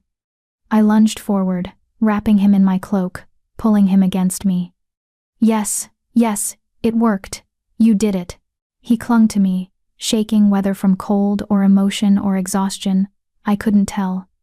Probably all three. "I'm me," he whispered. "I'm me again." "You never stopped being you," I assured him. "Never for a moment." "Father," Riker said urgently, I need to show him." I gathered him up. He was small for 7, probably from months trapped in a form that couldn't grow properly, and ran for the castle. Guards stared as I raced past, but I didn't stop, didn't slow. "Theron!" I shouted, bursting into his study without knocking. "Theron, look!" The Alpha King spun from where he'd been reviewing documents, ready to reprimand whoever had interrupted, and froze. His eyes went wide, his face paled. He made a sound like all the air had been punched from his lungs. "Hello, Father," Riker said shyly from the safety of my arms. Theron moved faster than I'd ever seen him move, crossing the study in 2 strides and gathering both of us into his embrace. He was shaking, tears streaming openly down his face. "My son," he choked out. "My boy. My Riker." "I'm back," Riker said, starting to cry too. I came back. They clung to each other, and I carefully extracted myself, giving them space. But Riker's hand shot out, grabbing my wrist. "No," he said. "Stay. You're part of this.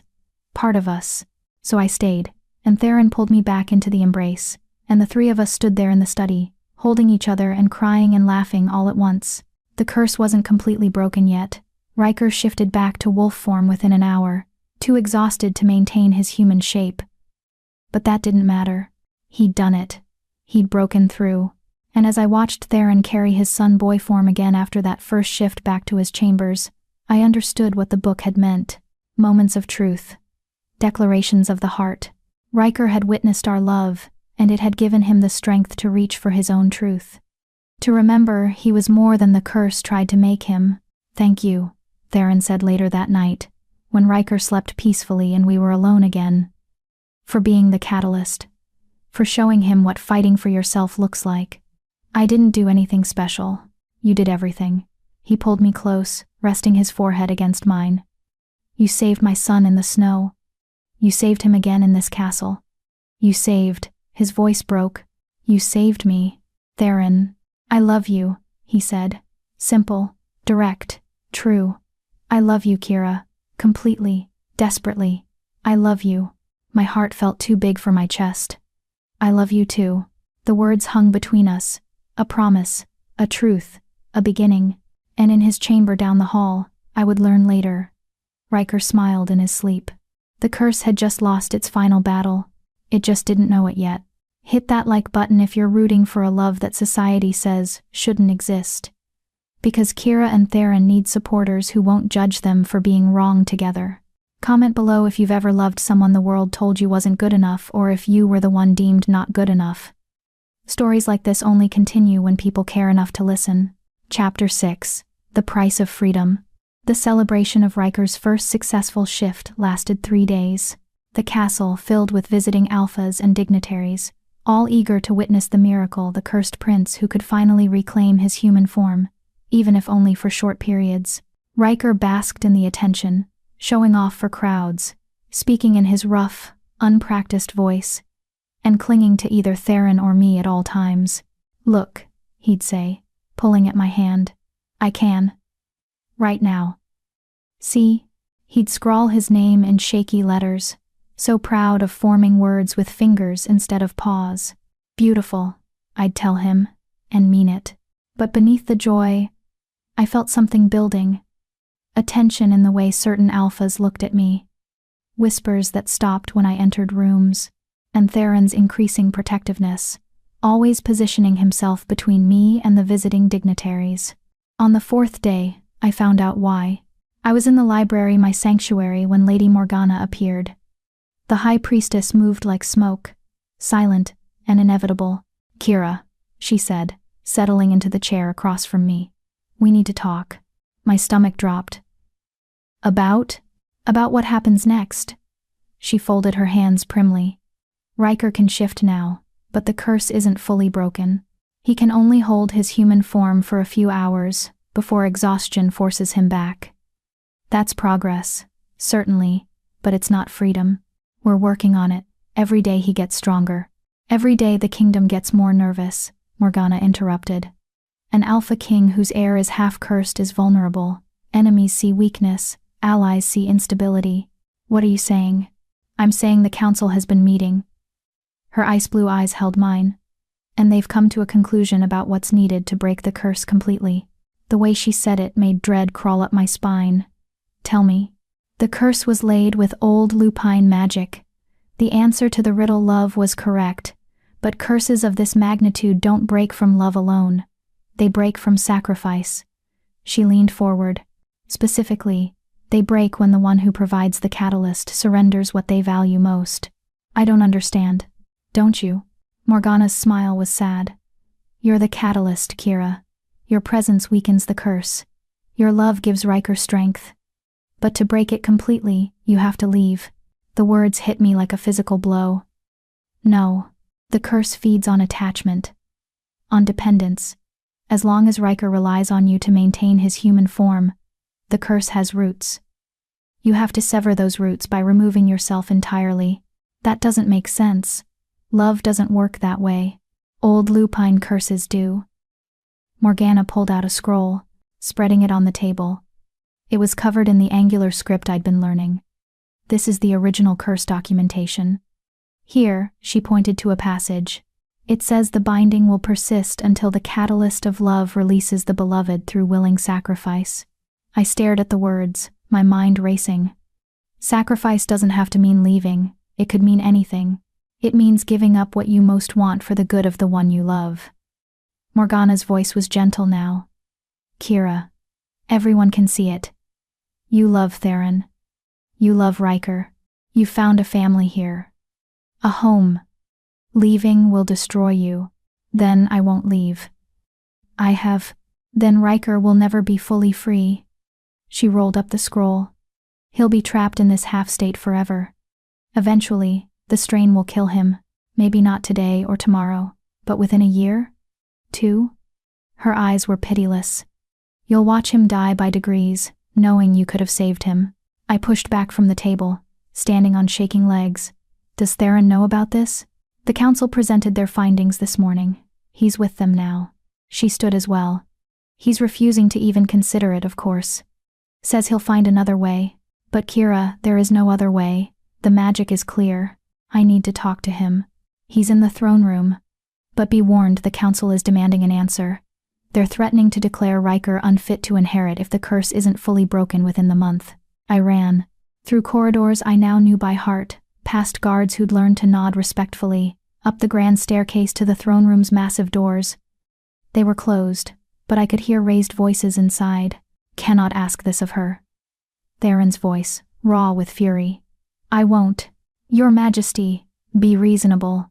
Another voice, male and officious. Reasonable? A crash, like something being thrown. You want me to choose between my son's freedom and the woman I love? How is that reasonable? It's not a choice. It's the only solution. I pushed open the doors. The throne room was vast, high ceilings, marble floors, Theron's throne on a raised dais. A dozen alphas and advisors stood in a semicircle before him. All turned to stare as I entered. Theron's face was a mask of rage and desperation. Kira, is it true? I asked, walking forward. My voice echoed in the enormous space. Will leaving break the curse? We don't know that for certain, but the magic suggests it. I looked at the assembled council. Willing sacrifice. The catalyst releases the beloved. That's what the curse requires. Kira, don't. Theron stepped down from the dais, moving toward me. How long does Riker have? I asked Morgana, who stood among the council. If I stay? A year. Maybe 2 before the strain becomes too much. And if I leave? The curse should break within days, a week at most. I looked at Theron. Really looked at him. Saw the fear and fury and helpless grief in his eyes. I'll go, I said quietly. No. He was in front of me in an instant, hands gripping my shoulders. No, I forbid it. I'm the king, and Riker is your son. I reached up, touching his face. Your heir. The future of this kingdom. You're my future, he said desperately. You and Riker both. I won't choose. You're not choosing. I am. Tears streamed down my face, but my voice was steady. I'm choosing Riker's life. His freedom. Kira, please. If I stay, I get to be happy for a year while watching him die. I forced the words out. Or I leave now, and he lives. He gets to grow up. To be the king he's meant to be. To fall in love and have children and live a full life. My voice broke. That's not a choice. That's just math. I can't lose you. His voice was wrecked. Not now. Not when I finally. I know. I kissed him, tasting salt from both our tears. I know, and I'm sorry. But you taught me what love really means. What choosing someone means. I pulled back, meeting his eyes. It means wanting their happiness more than your own. The council is satisfied with this solution, one of the alphas said. Cold. Detached. The broken she-wolf will leave within 3 days. That gives the prince time to adjust. Shut up. Theron's voice dropped into something deadly. All of you get out. Your Majesty. Out. The council fled. Even Morgana departed, though she gave me a long, measuring look before leaving. When we were alone, Theron pulled me against him, holding so tight I could barely breathe. There has to be another way, he said into my hair. Please, Kira. Please don't do this. I have to. I wrapped my arms around him. You'd do the same for Riker. You'd sacrifice anything. Not you. I can't sacrifice you. Then I'll do it for you. I pulled back enough to see his face. Let me do this. Let me save him. It's the only thing I can give him. The only thing I can give you that actually matters. You matter. His life matters more. The truth of it settled over me. I was dead in that snow, Theron. Dead and forgotten. These months with you with Riker have been borrowed time. A gift. But Riker's whole life is ahead of him. I can't be the reason he loses that. Theron made a sound like something breaking. He buried his face in my neck, shoulders shaking. We stood like that, holding each other, until a small voice interrupted. Kira? We turned. Riker stood in the doorway, human form, wearing the small clothes that had been made for his shifted body. His golden eyes were wide with fear. Riker, I said, trying to smile. How long have you been? I heard. He walked forward slowly. You're leaving. Because of me. Not because of you, I said firmly, kneeling to his level. For you. That's different. No. He shook his head, tears starting. No, I don't. I don't want you to go. I'll stay like this. Partly cursed, I don't care. But I care. I cupped his small face. Riker, you deserve to be completely free. To shift whenever you want, to be strong and healthy and whole. But you're my family, he whispered. You can't. You're my mom. The word shattered me. Oh, Riker. I pulled him into my arms. I'll always be part of you. Always. Even when I'm gone. That's not the same. I know. I held him, while he cried, feeling Theron's hand heavy on my shoulder. I know it's not fair. I know it hurts. But sometimes love means letting go. I don't want to let go, Riker sobbed. Neither do I. I kissed the top of his head. But we have to be brave, both of us. He clung to me, and Theron knelt beside us, wrapping us both in his arms. The three of us stayed like that, a family breaking apart, trying to memorize the feeling of being whole. The next 3 days were agony. I spent every moment with Riker, reading his favorite stories, playing in the gardens, teaching him new words, and watching him practice his shifting. He could hold human form longer now, 6 hours before exhaustion hit. Progress, even as I prepared to leave. Theron barely spoke. He was present, always close, always touching me when we were in the same room, but his eyes held a devastation that scared me. Talk to me, I begged on the second night, in his study where we'd spent so many evenings. What do you want me to say? His voice was hollow. That I understand? I don't. That I agree? I don't. That I'll be fine? He laughed bitterly. I won't be. None of us will be. Theron, I'm losing you. He turned to face me, and the raw pain in his expression made my chest ache.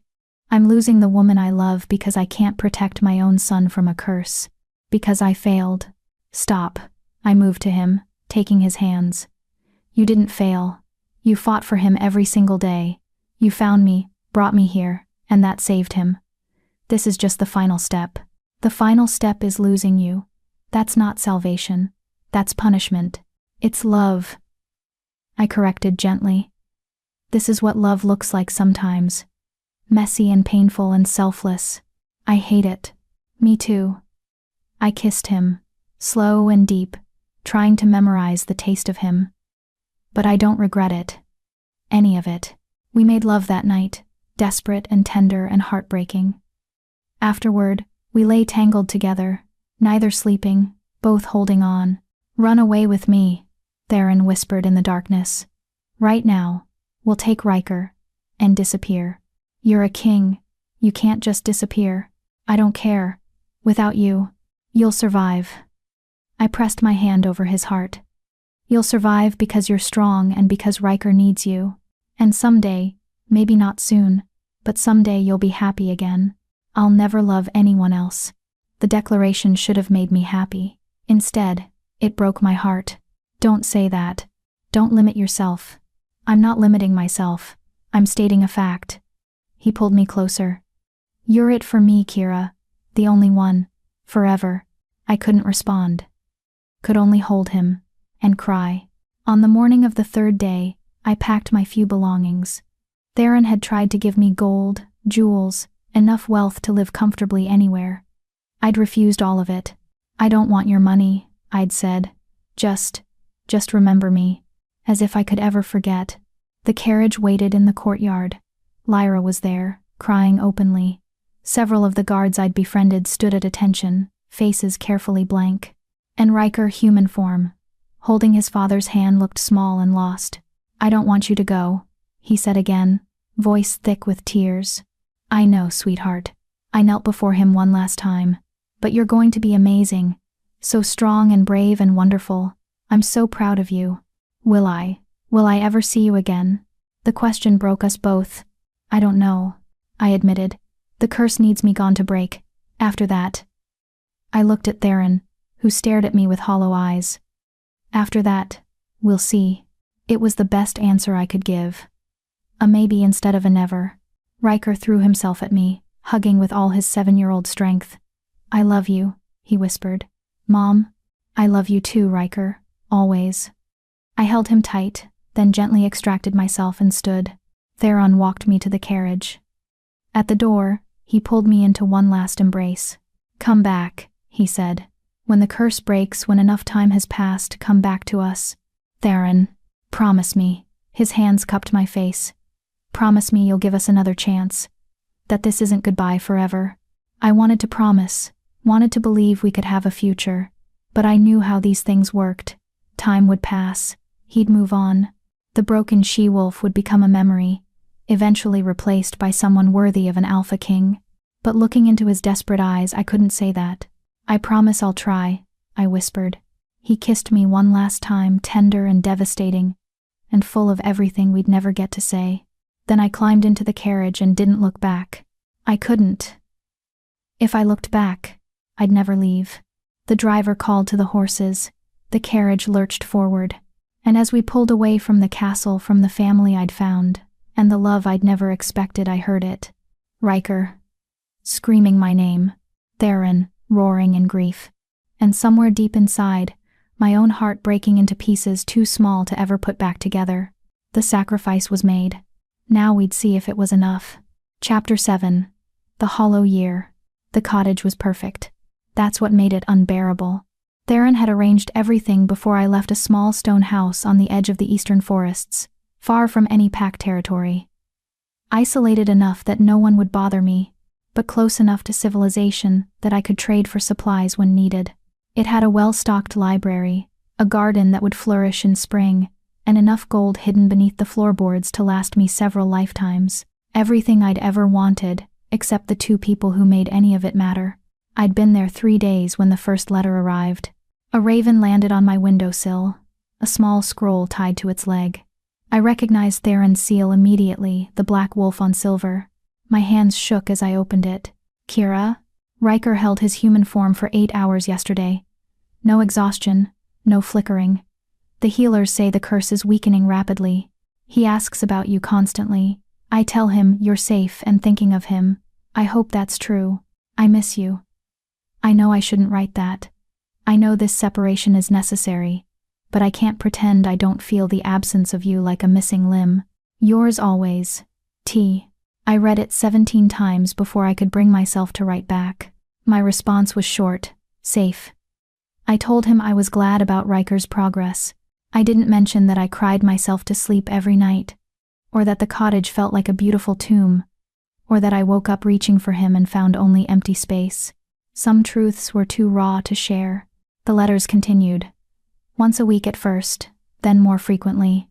Theron told me about Riker's progress, how he could shift at will now, how his strength was returning, how he was catching up on the childhood the curse had stolen. He told me about the kingdom, about political maneuverings and visiting dignitaries and the endless responsibility of being king. He never mentioned moving on, never said he'd found someone else, but he also never asked me to return. And slowly, painfully, I started to build a life in my isolation. I tended the garden, coaxing vegetables from the rich soil. I read everything in the library, then traded for more books in the nearest village, a half-day's walk. I taught myself to cook properly, to mend clothes, to exist in the quiet solitude of my own company. I learned to be alone. But I never learned to stop hurting. 6 weeks after I left, a different raven arrived. This one bore Morgana's seal, the crescent moon of the priestesses. "Kira, the curse is broken. Completely. Riker is free." I thought you should know. The kingdom celebrates, the council is satisfied, and the Alpha King has not smiled once since you left. Whatever that's worth. I read the letter 3 times, then carefully burned it. Riker was free. That's what mattered. That's what I'd sacrificed everything for. The fact that my heart felt like it was being crushed in a vice, that I sobbed until I couldn't breathe, that was just the price of love. I'd known it would cost me everything. I just hadn't known how long forever would feel. 3 months in, Theron's letters changed. Not dramatically. Just small shifts in tone. More formal. More distant. Like he was slowly learning to let go. Kira, Riker starts proper combat training next week. He's nervous but excited. The spring council meeting went well. Several territorial disputes were resolved peacefully. I hope you're well. T. No more yours always. No more mentions of missing me. Just updates, polite and careful. I told myself it was good. Healthy. Exactly what needed to happen. I told myself I was happy for him. I almost believed it. 6 months after I left, I heard the first rumors. I'd gone to the village for supplies, flour, salt, new candles. The merchant was a chatty woman named Bess who loved gossip. Did you hear? She said, bagging my purchases. The Alpha King up north is getting married. My heart stopped. What? Well, that's the rumor anyway. Some princess from the western reaches. Beautiful, they say. A perfect match for, oh, are you all right? You've gone pale. I'm fine. I forced coins into her hand. Thank you. I made it halfway back to the cottage before I had to stop and vomit into the bushes. Married. He was getting married. Of course he was. He was an Alpha King. He needed a queen. Someone who could give him more heirs. Someone who could shift and fight and fulfill all the duties I never could. Someone who wasn't broken. I told myself I had no right to be devastated. That I'd left. That I'd chosen this. That he deserved happiness. But knowing something intellectually and accepting it emotionally were 2 very different things. That night, I didn't write back to his latest letter. Or the one after that. What was the point? He was moving on, building a new life. He didn't need letters from the woman who used to matter. 8 months in, Lyra appeared at my door. I almost didn't recognize her. She was dressed for travel, not in her servant's uniform. But her warm eyes were the same. Kira, she said, breathless. Can I come in? I let her inside, numb with shock. How did you find me? The king told me where you were. Before I left. She settled at my small table, accepting tea with grateful hands. I don't work at the castle anymore. Why not? Because I couldn't watch it anymore. Her voice was thick with emotion. Watch him slowly dying inside while pretending everything was fine. Watch Riker asking about you every day. Watch the whole castle pretending that losing you wasn't destroying them both. But the marriage. What marriage? Lyra looked genuinely confused. The princess from the western reaches, Bess said. Oh, that. Lyra waved dismissively. Rumor. The western reaches did send a delegation proposing an alliance marriage. The king refused. Rather spectacularly, from what I heard. Told them he was already spoken for. Hope flared in my chest, dangerous and painful. But he hasn't asked me to return, because he thinks you don't want to. Lyra leaned forward. Kira, your letters stopped. He thinks you've moved on, that you're building a new life, and don't want to be dragged back into castle politics and royal duties. That's not I thought he was moving on. You're both idiots, Lyra said fondly. 2 people desperately in love, convinced the other doesn't want them anymore. He said he'd ask me to come back, when enough time had passed, and you promised you'd try. But you stopped writing. She squeezed my hand. Kira, he's not moving on. He's barely surviving. He does his duty, he cares for Riker, and then he locks himself in his study with your letters and pretends no one can hear him crying. The image broke me. I didn't know. Now you do. Lyra stood. So the question is, what are you going to do about it? I spent 3 days wrestling with the question. Part of me wanted to run back immediately, to throw myself at Theron's feet, and beg forgiveness for the silence, for the distance, for not being brave enough to believe we could have a future. But another part, the part that had been broken and discarded too many times, whispered caution. What if Lyra was wrong? What if Theron had just been kind to a former servant? What if returning would be awkward and painful, and prove that some sacrifices couldn't be undone? On the fourth day, a new letter arrived. Theron's handwriting, but different, rushed, almost frantic. Kira, I don't know if you're still reading these. You haven't responded in 2 months. Maybe you've moved on. Maybe you've found happiness in your freedom. I hope you have. But I need to tell you something, even if you never respond. There's a ceremony next week. Riker's official presentation as Crown Prince. The moment we formally announce that the curse is completely broken and he's fit to inherit. He asked if you'd be there. I told him I didn't know. That you might have other commitments. But Kira, I want you there. Not for ceremony or duty, or because the blood debt requires it. I want you there because you're family. Because none of this means anything without you. And if you don't come, I'll understand. I'll know it means you've chosen your own path, and I'll be happy for you, even if it kills me. But if there's any part of you that wants to try, that thinks maybe we could build something together, even after everything, please come. I love you. I never stopped. I never will. Please come home. Yours always, Theron. I read the letter once, twice, 20 times. Then I started packing. The journey back took 3 days. I could have hired a fast carriage, but I needed the time to think, to prepare, to figure out what I'd say when I saw him again. In the end, I had nothing. Just hope and terror and love so fierce it hurt to breathe. I arrived at the castle gates on the morning of the ceremony. Guards I didn't recognize challenged me until an older one. Someone who'd been there during my time recognized me and waved me through. "Lady Kira," he said, grinning. "We'd hoped you'd come." The castle was transformed. Banners everywhere, people rushing about in formal clothes, the energy of a major celebration thrumming through the air. I felt completely out of place in my simple travel clothes, dust-covered and exhausted. "Kira?" I turned. Riker stood in the corridor, no longer the small 7-year-old I'd left. He was bigger now, taller, his features more defined, growing into the king he'd someday be. But his eyes, those golden eyes, were exactly the same. "Riker." I breathed. He stared at me for a long moment. Then he ran. I caught him, stumbling back as he crashed into me. He was almost too big to lift now, but I managed, holding him tight while he clung to me. "You came," he said, voice muffled against my shoulder. "I thought I was scared you wouldn't." "I'm sorry," I whispered. "I'm so sorry I stayed away so long. You're here now." He pulled back, grinning through tears. "That's what matters. Father's going too." He stopped, eyes widening. "He doesn't know you're here, does he?" "No."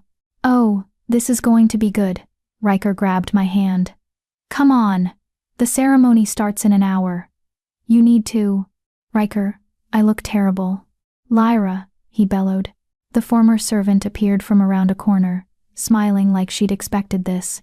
"Thought you might need help. Come on, I kept your old chambers ready, just in case." They dragged me through the castle, Riker chattering the whole way about everything I'd missed. His training, his studies, the new foal in the stables he'd named after me. "You named a horse Kira? She's beautiful and stubborn and doesn't listen to anyone," he said matter-of-factly. "Just like you, despite everything." I laughed. Lyra worked miracles. Within 40 minutes, I was clean, dressed in a gown that fit perfectly deep green, elegant but not ostentatious, and my hair was arranged in a style that made me look almost regal. "He's going to lose his mind," Lyra said, stepping back to admire her work. "What if this is a mistake?" I asked suddenly. "What if too much time has passed? What if—" "Kira," she gripped my shoulders. "Stop. You love him, he loves you. Everything else is just details." Easy for her to say. She wasn't about to walk into a throne room full of alphas and dignitaries and face the man she'd abandoned.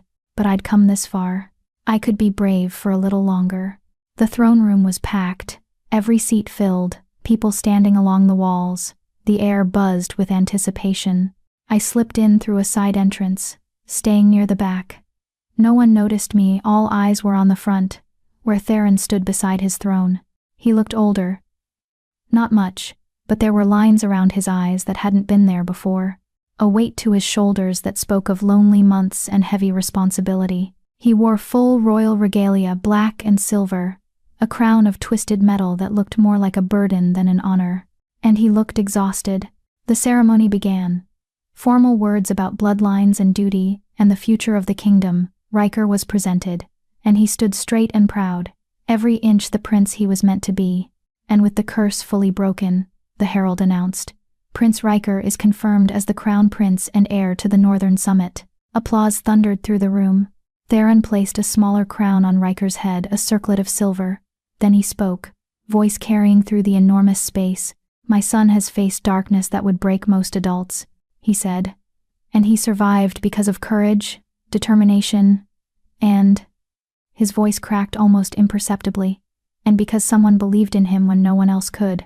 Riker was scanning the crowd, clearly looking for me. This someone taught him that being trapped doesn't mean being lost. Theron continued. That love is worth fighting for. That sacrifice is sometimes the truest form of strength. He paused. I wish she were here to see this moment. To see the man her courage helped create. Father, Riker said, loud enough to be heard. She is here. Theron's head snapped up. What? Riker pointed directly at me. She came. Every head in the room turned. Theron's eyes found mine across the distance, and the expression on his face, shock and hope and desperate relief, made my knees weak. Kira, he breathed, and then he was moving, stepping down from the dais, crossing the throne room with long strides. The crowd parted before him. He stopped in front of me, close enough to touch but not touching, like he was afraid I'd disappear if he reached for me. You're here, he said. I got your letter. I didn't think I thought you'd moved on. Never. The word came out fierce. I stopped writing because I heard you were getting married. I thought you didn't need. I'm not getting married. He did touch me then, hands cupping my face. There's only you. There's only ever been you. I'm sorry I stayed away so long. I was scared. I know. I was scared too. His thumb brushed my cheek. But you're here now. I'm here now, I confirmed. He kissed me. Right there, in front of the entire court. The Alpha King kissed me like I was air and he'd been drowning. The throne room erupted gasps and whispers and shocked exclamations. I didn't care. I kissed him back, pouring a year of loneliness and longing into it, and felt pieces of my broken heart start to knit back together. When we finally broke apart, Theron rested his forehead against mine. Don't leave again, he whispered. Please, I can't survive losing you twice. I won't, I promised.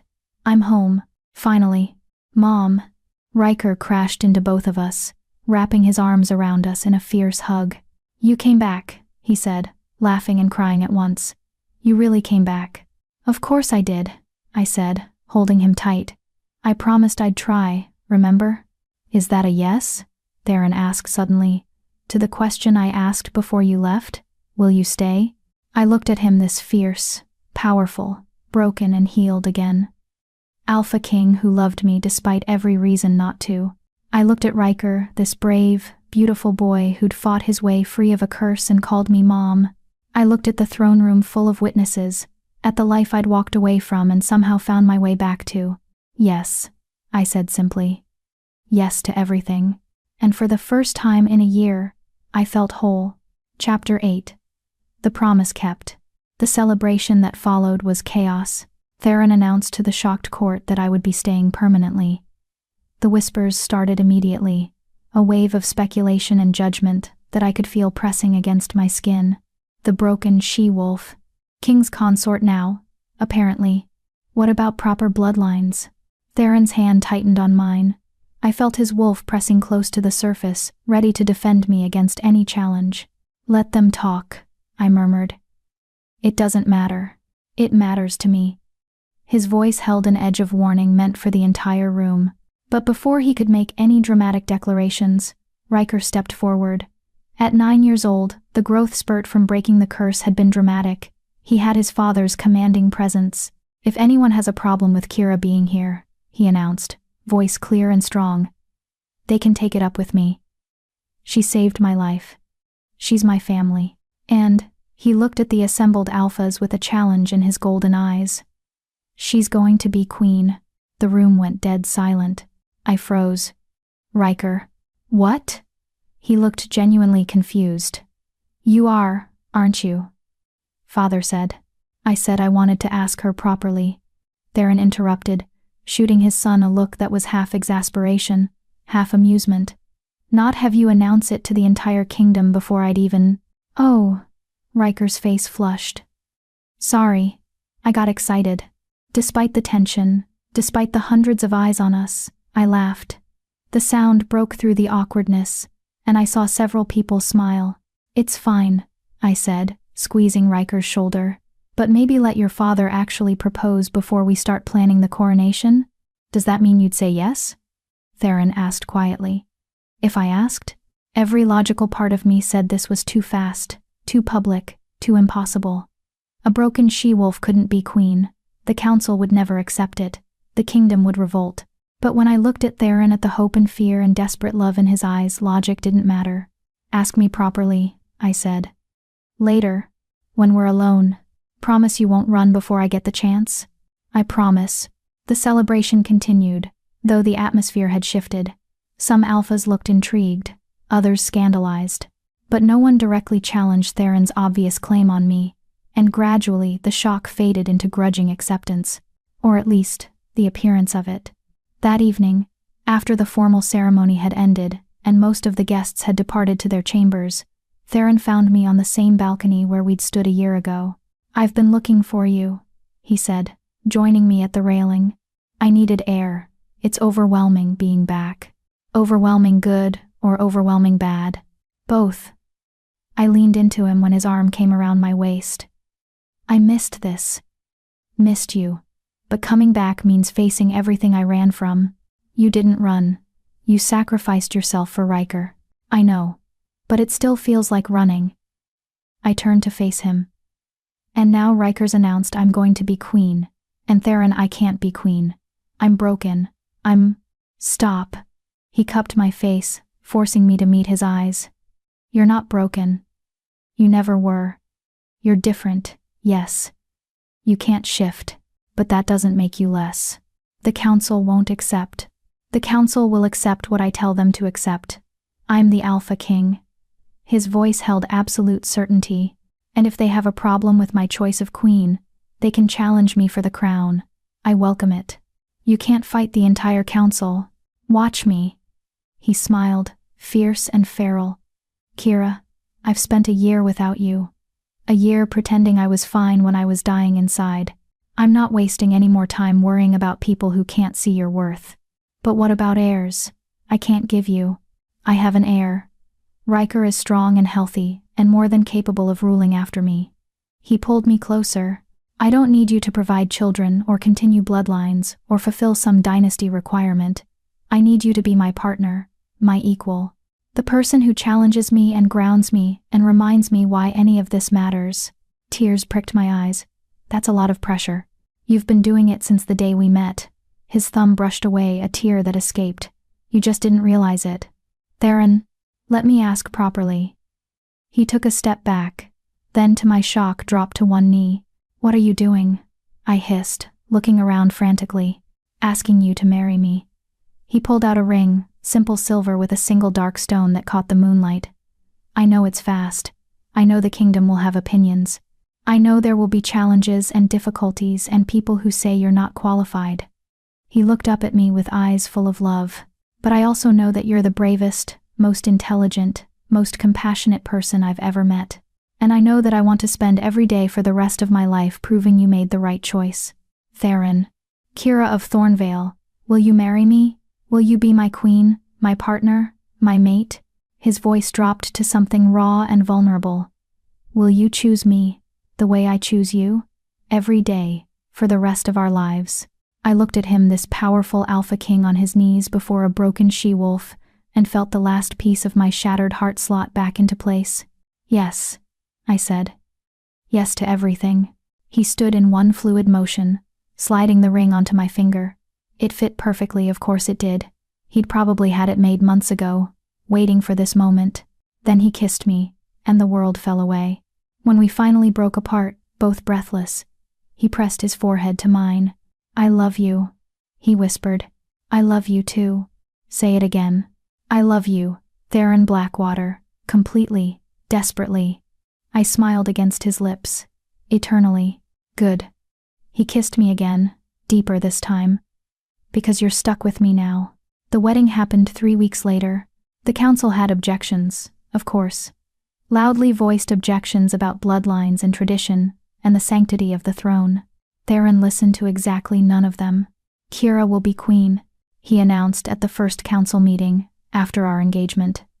If anyone wishes to challenge this, they're welcome to challenge me for the crown. Otherwise, start planning a coronation. No one challenged. The wedding itself was smaller than a royal wedding should have been. I'd insisted on it, no massive ceremony with hundreds of witnesses, no elaborate ritual that would feel like performance, just something real. So we married in the castle gardens where Riker used to play, surrounded by family and the few people whose opinions actually mattered. Morgana officiated, speaking words in Old Lupine that translated to something about souls recognizing each other across lifetimes. Riker stood as Theron's best man, grinning so widely I thought his face might split. And when Theron kissed me, when he took my hand and declared before witnesses that I was his chosen mate, his queen, his forever, I felt something shift in the very air around us. Power, recognition, the universe itself acknowledging our bond. Did you feel that? I whispered against his lips. Everyone felt that, Morgana said dryly. You just created a true mate bond without either of you being able to shift. Congratulations, you've rewritten several fundamental laws of shifter magic. Is that bad? I asked nervously. It's unprecedented. She smiled, genuine warmth for once. Which means it's exactly right for you two. The celebration afterward was joyful and warm. No formal receiving lines or political maneuvering. Just food and music and people who actually cared about us.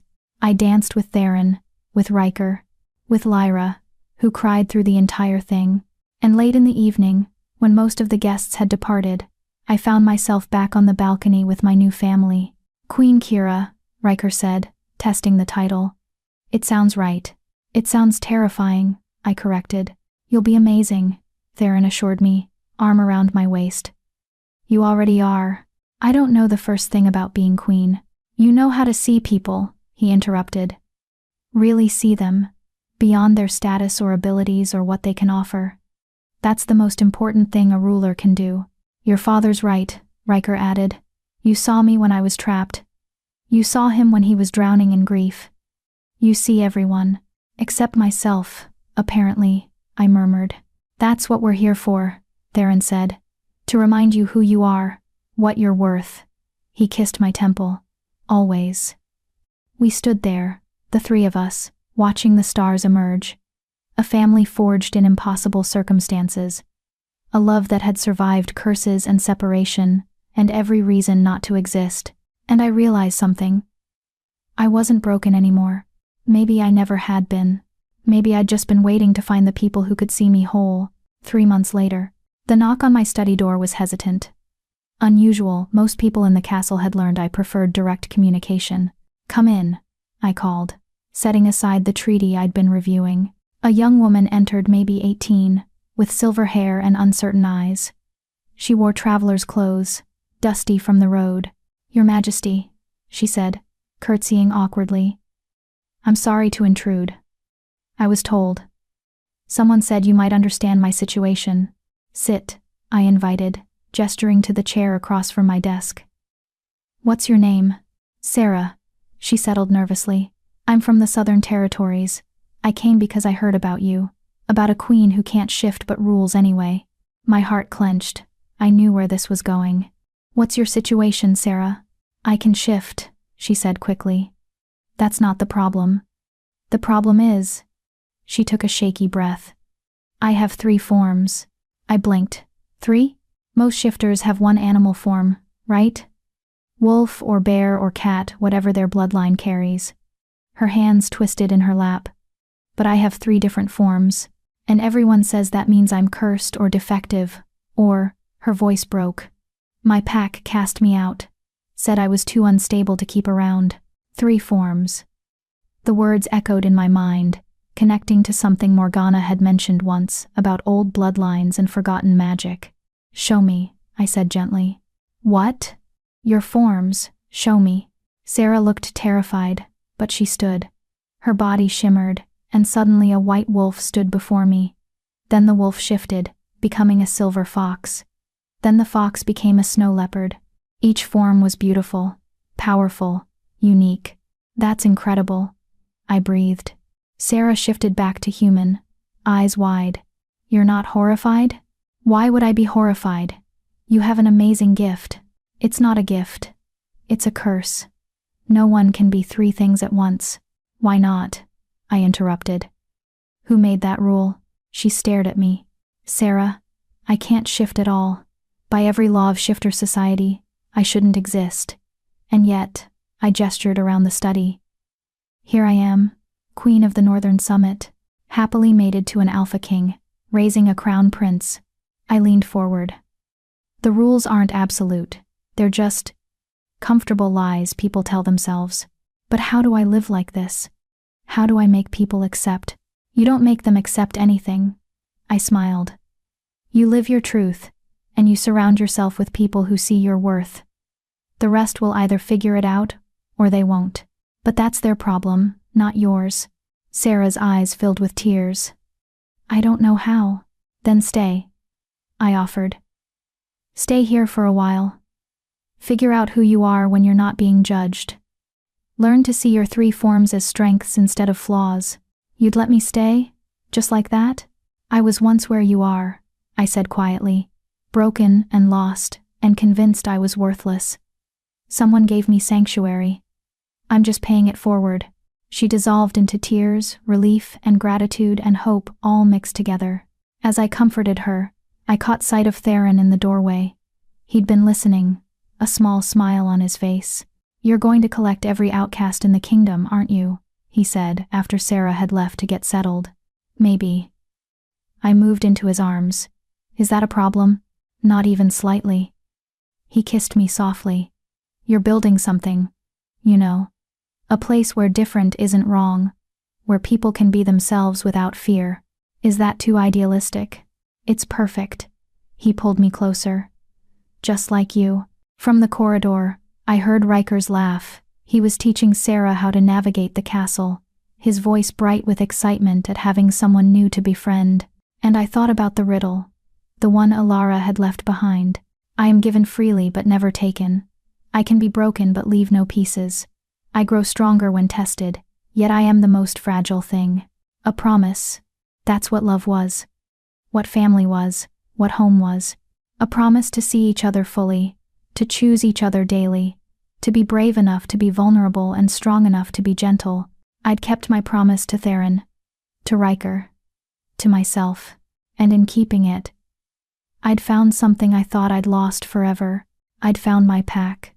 Subscribe if you believe outcasts deserve happy endings too. Because there are real people out there feeling broken, feeling worthless, feeling like Kira did, who need to see that different doesn't mean damaged. Share this story with someone who needs to hear it. Drop a comment if Kira's journey broke you and rebuilt you at the same time. Your engagement tells YouTube that stories about the unlovable becoming loved actually matter. Epilogue. 1 year later. The girl arrived in the middle of a snowstorm, half frozen and desperate. She had silver hair that marked her as Southern territory, and eyes that shifted colors, blue one moment, green the next, amber the third. "Please," she gasped, when the guards brought her before me. "I need sanctuary. My pack, they say I'm cursed because I have 3 forms. They were going to..." She couldn't finish. I exchanged glances with Theron, who nodded. We'd been expecting this or someone like her. Word had spread about the Northern Summit's unusual queen, and her habit of sheltering the broken ones. "What's your name?" I asked gently. "Sarah," she whispered. "The same Sarah who'd arrived a year ago?" No, this was someone new. Someone who needed help just as desperately as I once had. "You're safe here," I promised. "No one will hurt you." As guards led her away to be fed and warmed, Morgana appeared at my elbow. "Another lost soul for your collection?" she asked, but there was warmth in her voice. "Someone who needs a chance," I corrected. "She has 3 forms," Morgana said quietly. Do you know what that means? That she's special? That she's the last of an ancient bloodline. One that was supposed to be extinct. The priestess looked thoughtful. 3 forms. 3 versions of self. It said such shifters can see truth in ways others cannot, can recognize lies, see through glamours, perceive the heart beneath all masks. That sounds useful. It sounds dangerous. To those who rely on deception. Morgana smiled slightly. Keep her close, Queen Kira. I suspect she'll be important. I thought about that as I returned to my chambers, where Theron and Riker were arguing good-naturedly about battle strategy. Thought about a girl with 3 forms, and the ability to see truth. Thought about how many more lost souls might find their way to our castle. We'd built something here. Not just a kingdom, but a refuge. A place where being different wasn't a death sentence. And if I'd learned anything from my own story, it was this. Sometimes the broken things become the most beautiful. Sometimes the outcasts become the heroes. And sometimes, love messy and imperfect and brave was enough to change everything. What are you thinking about? Theron asked, pulling me into his lap. The future, I said honestly. All the people we might help.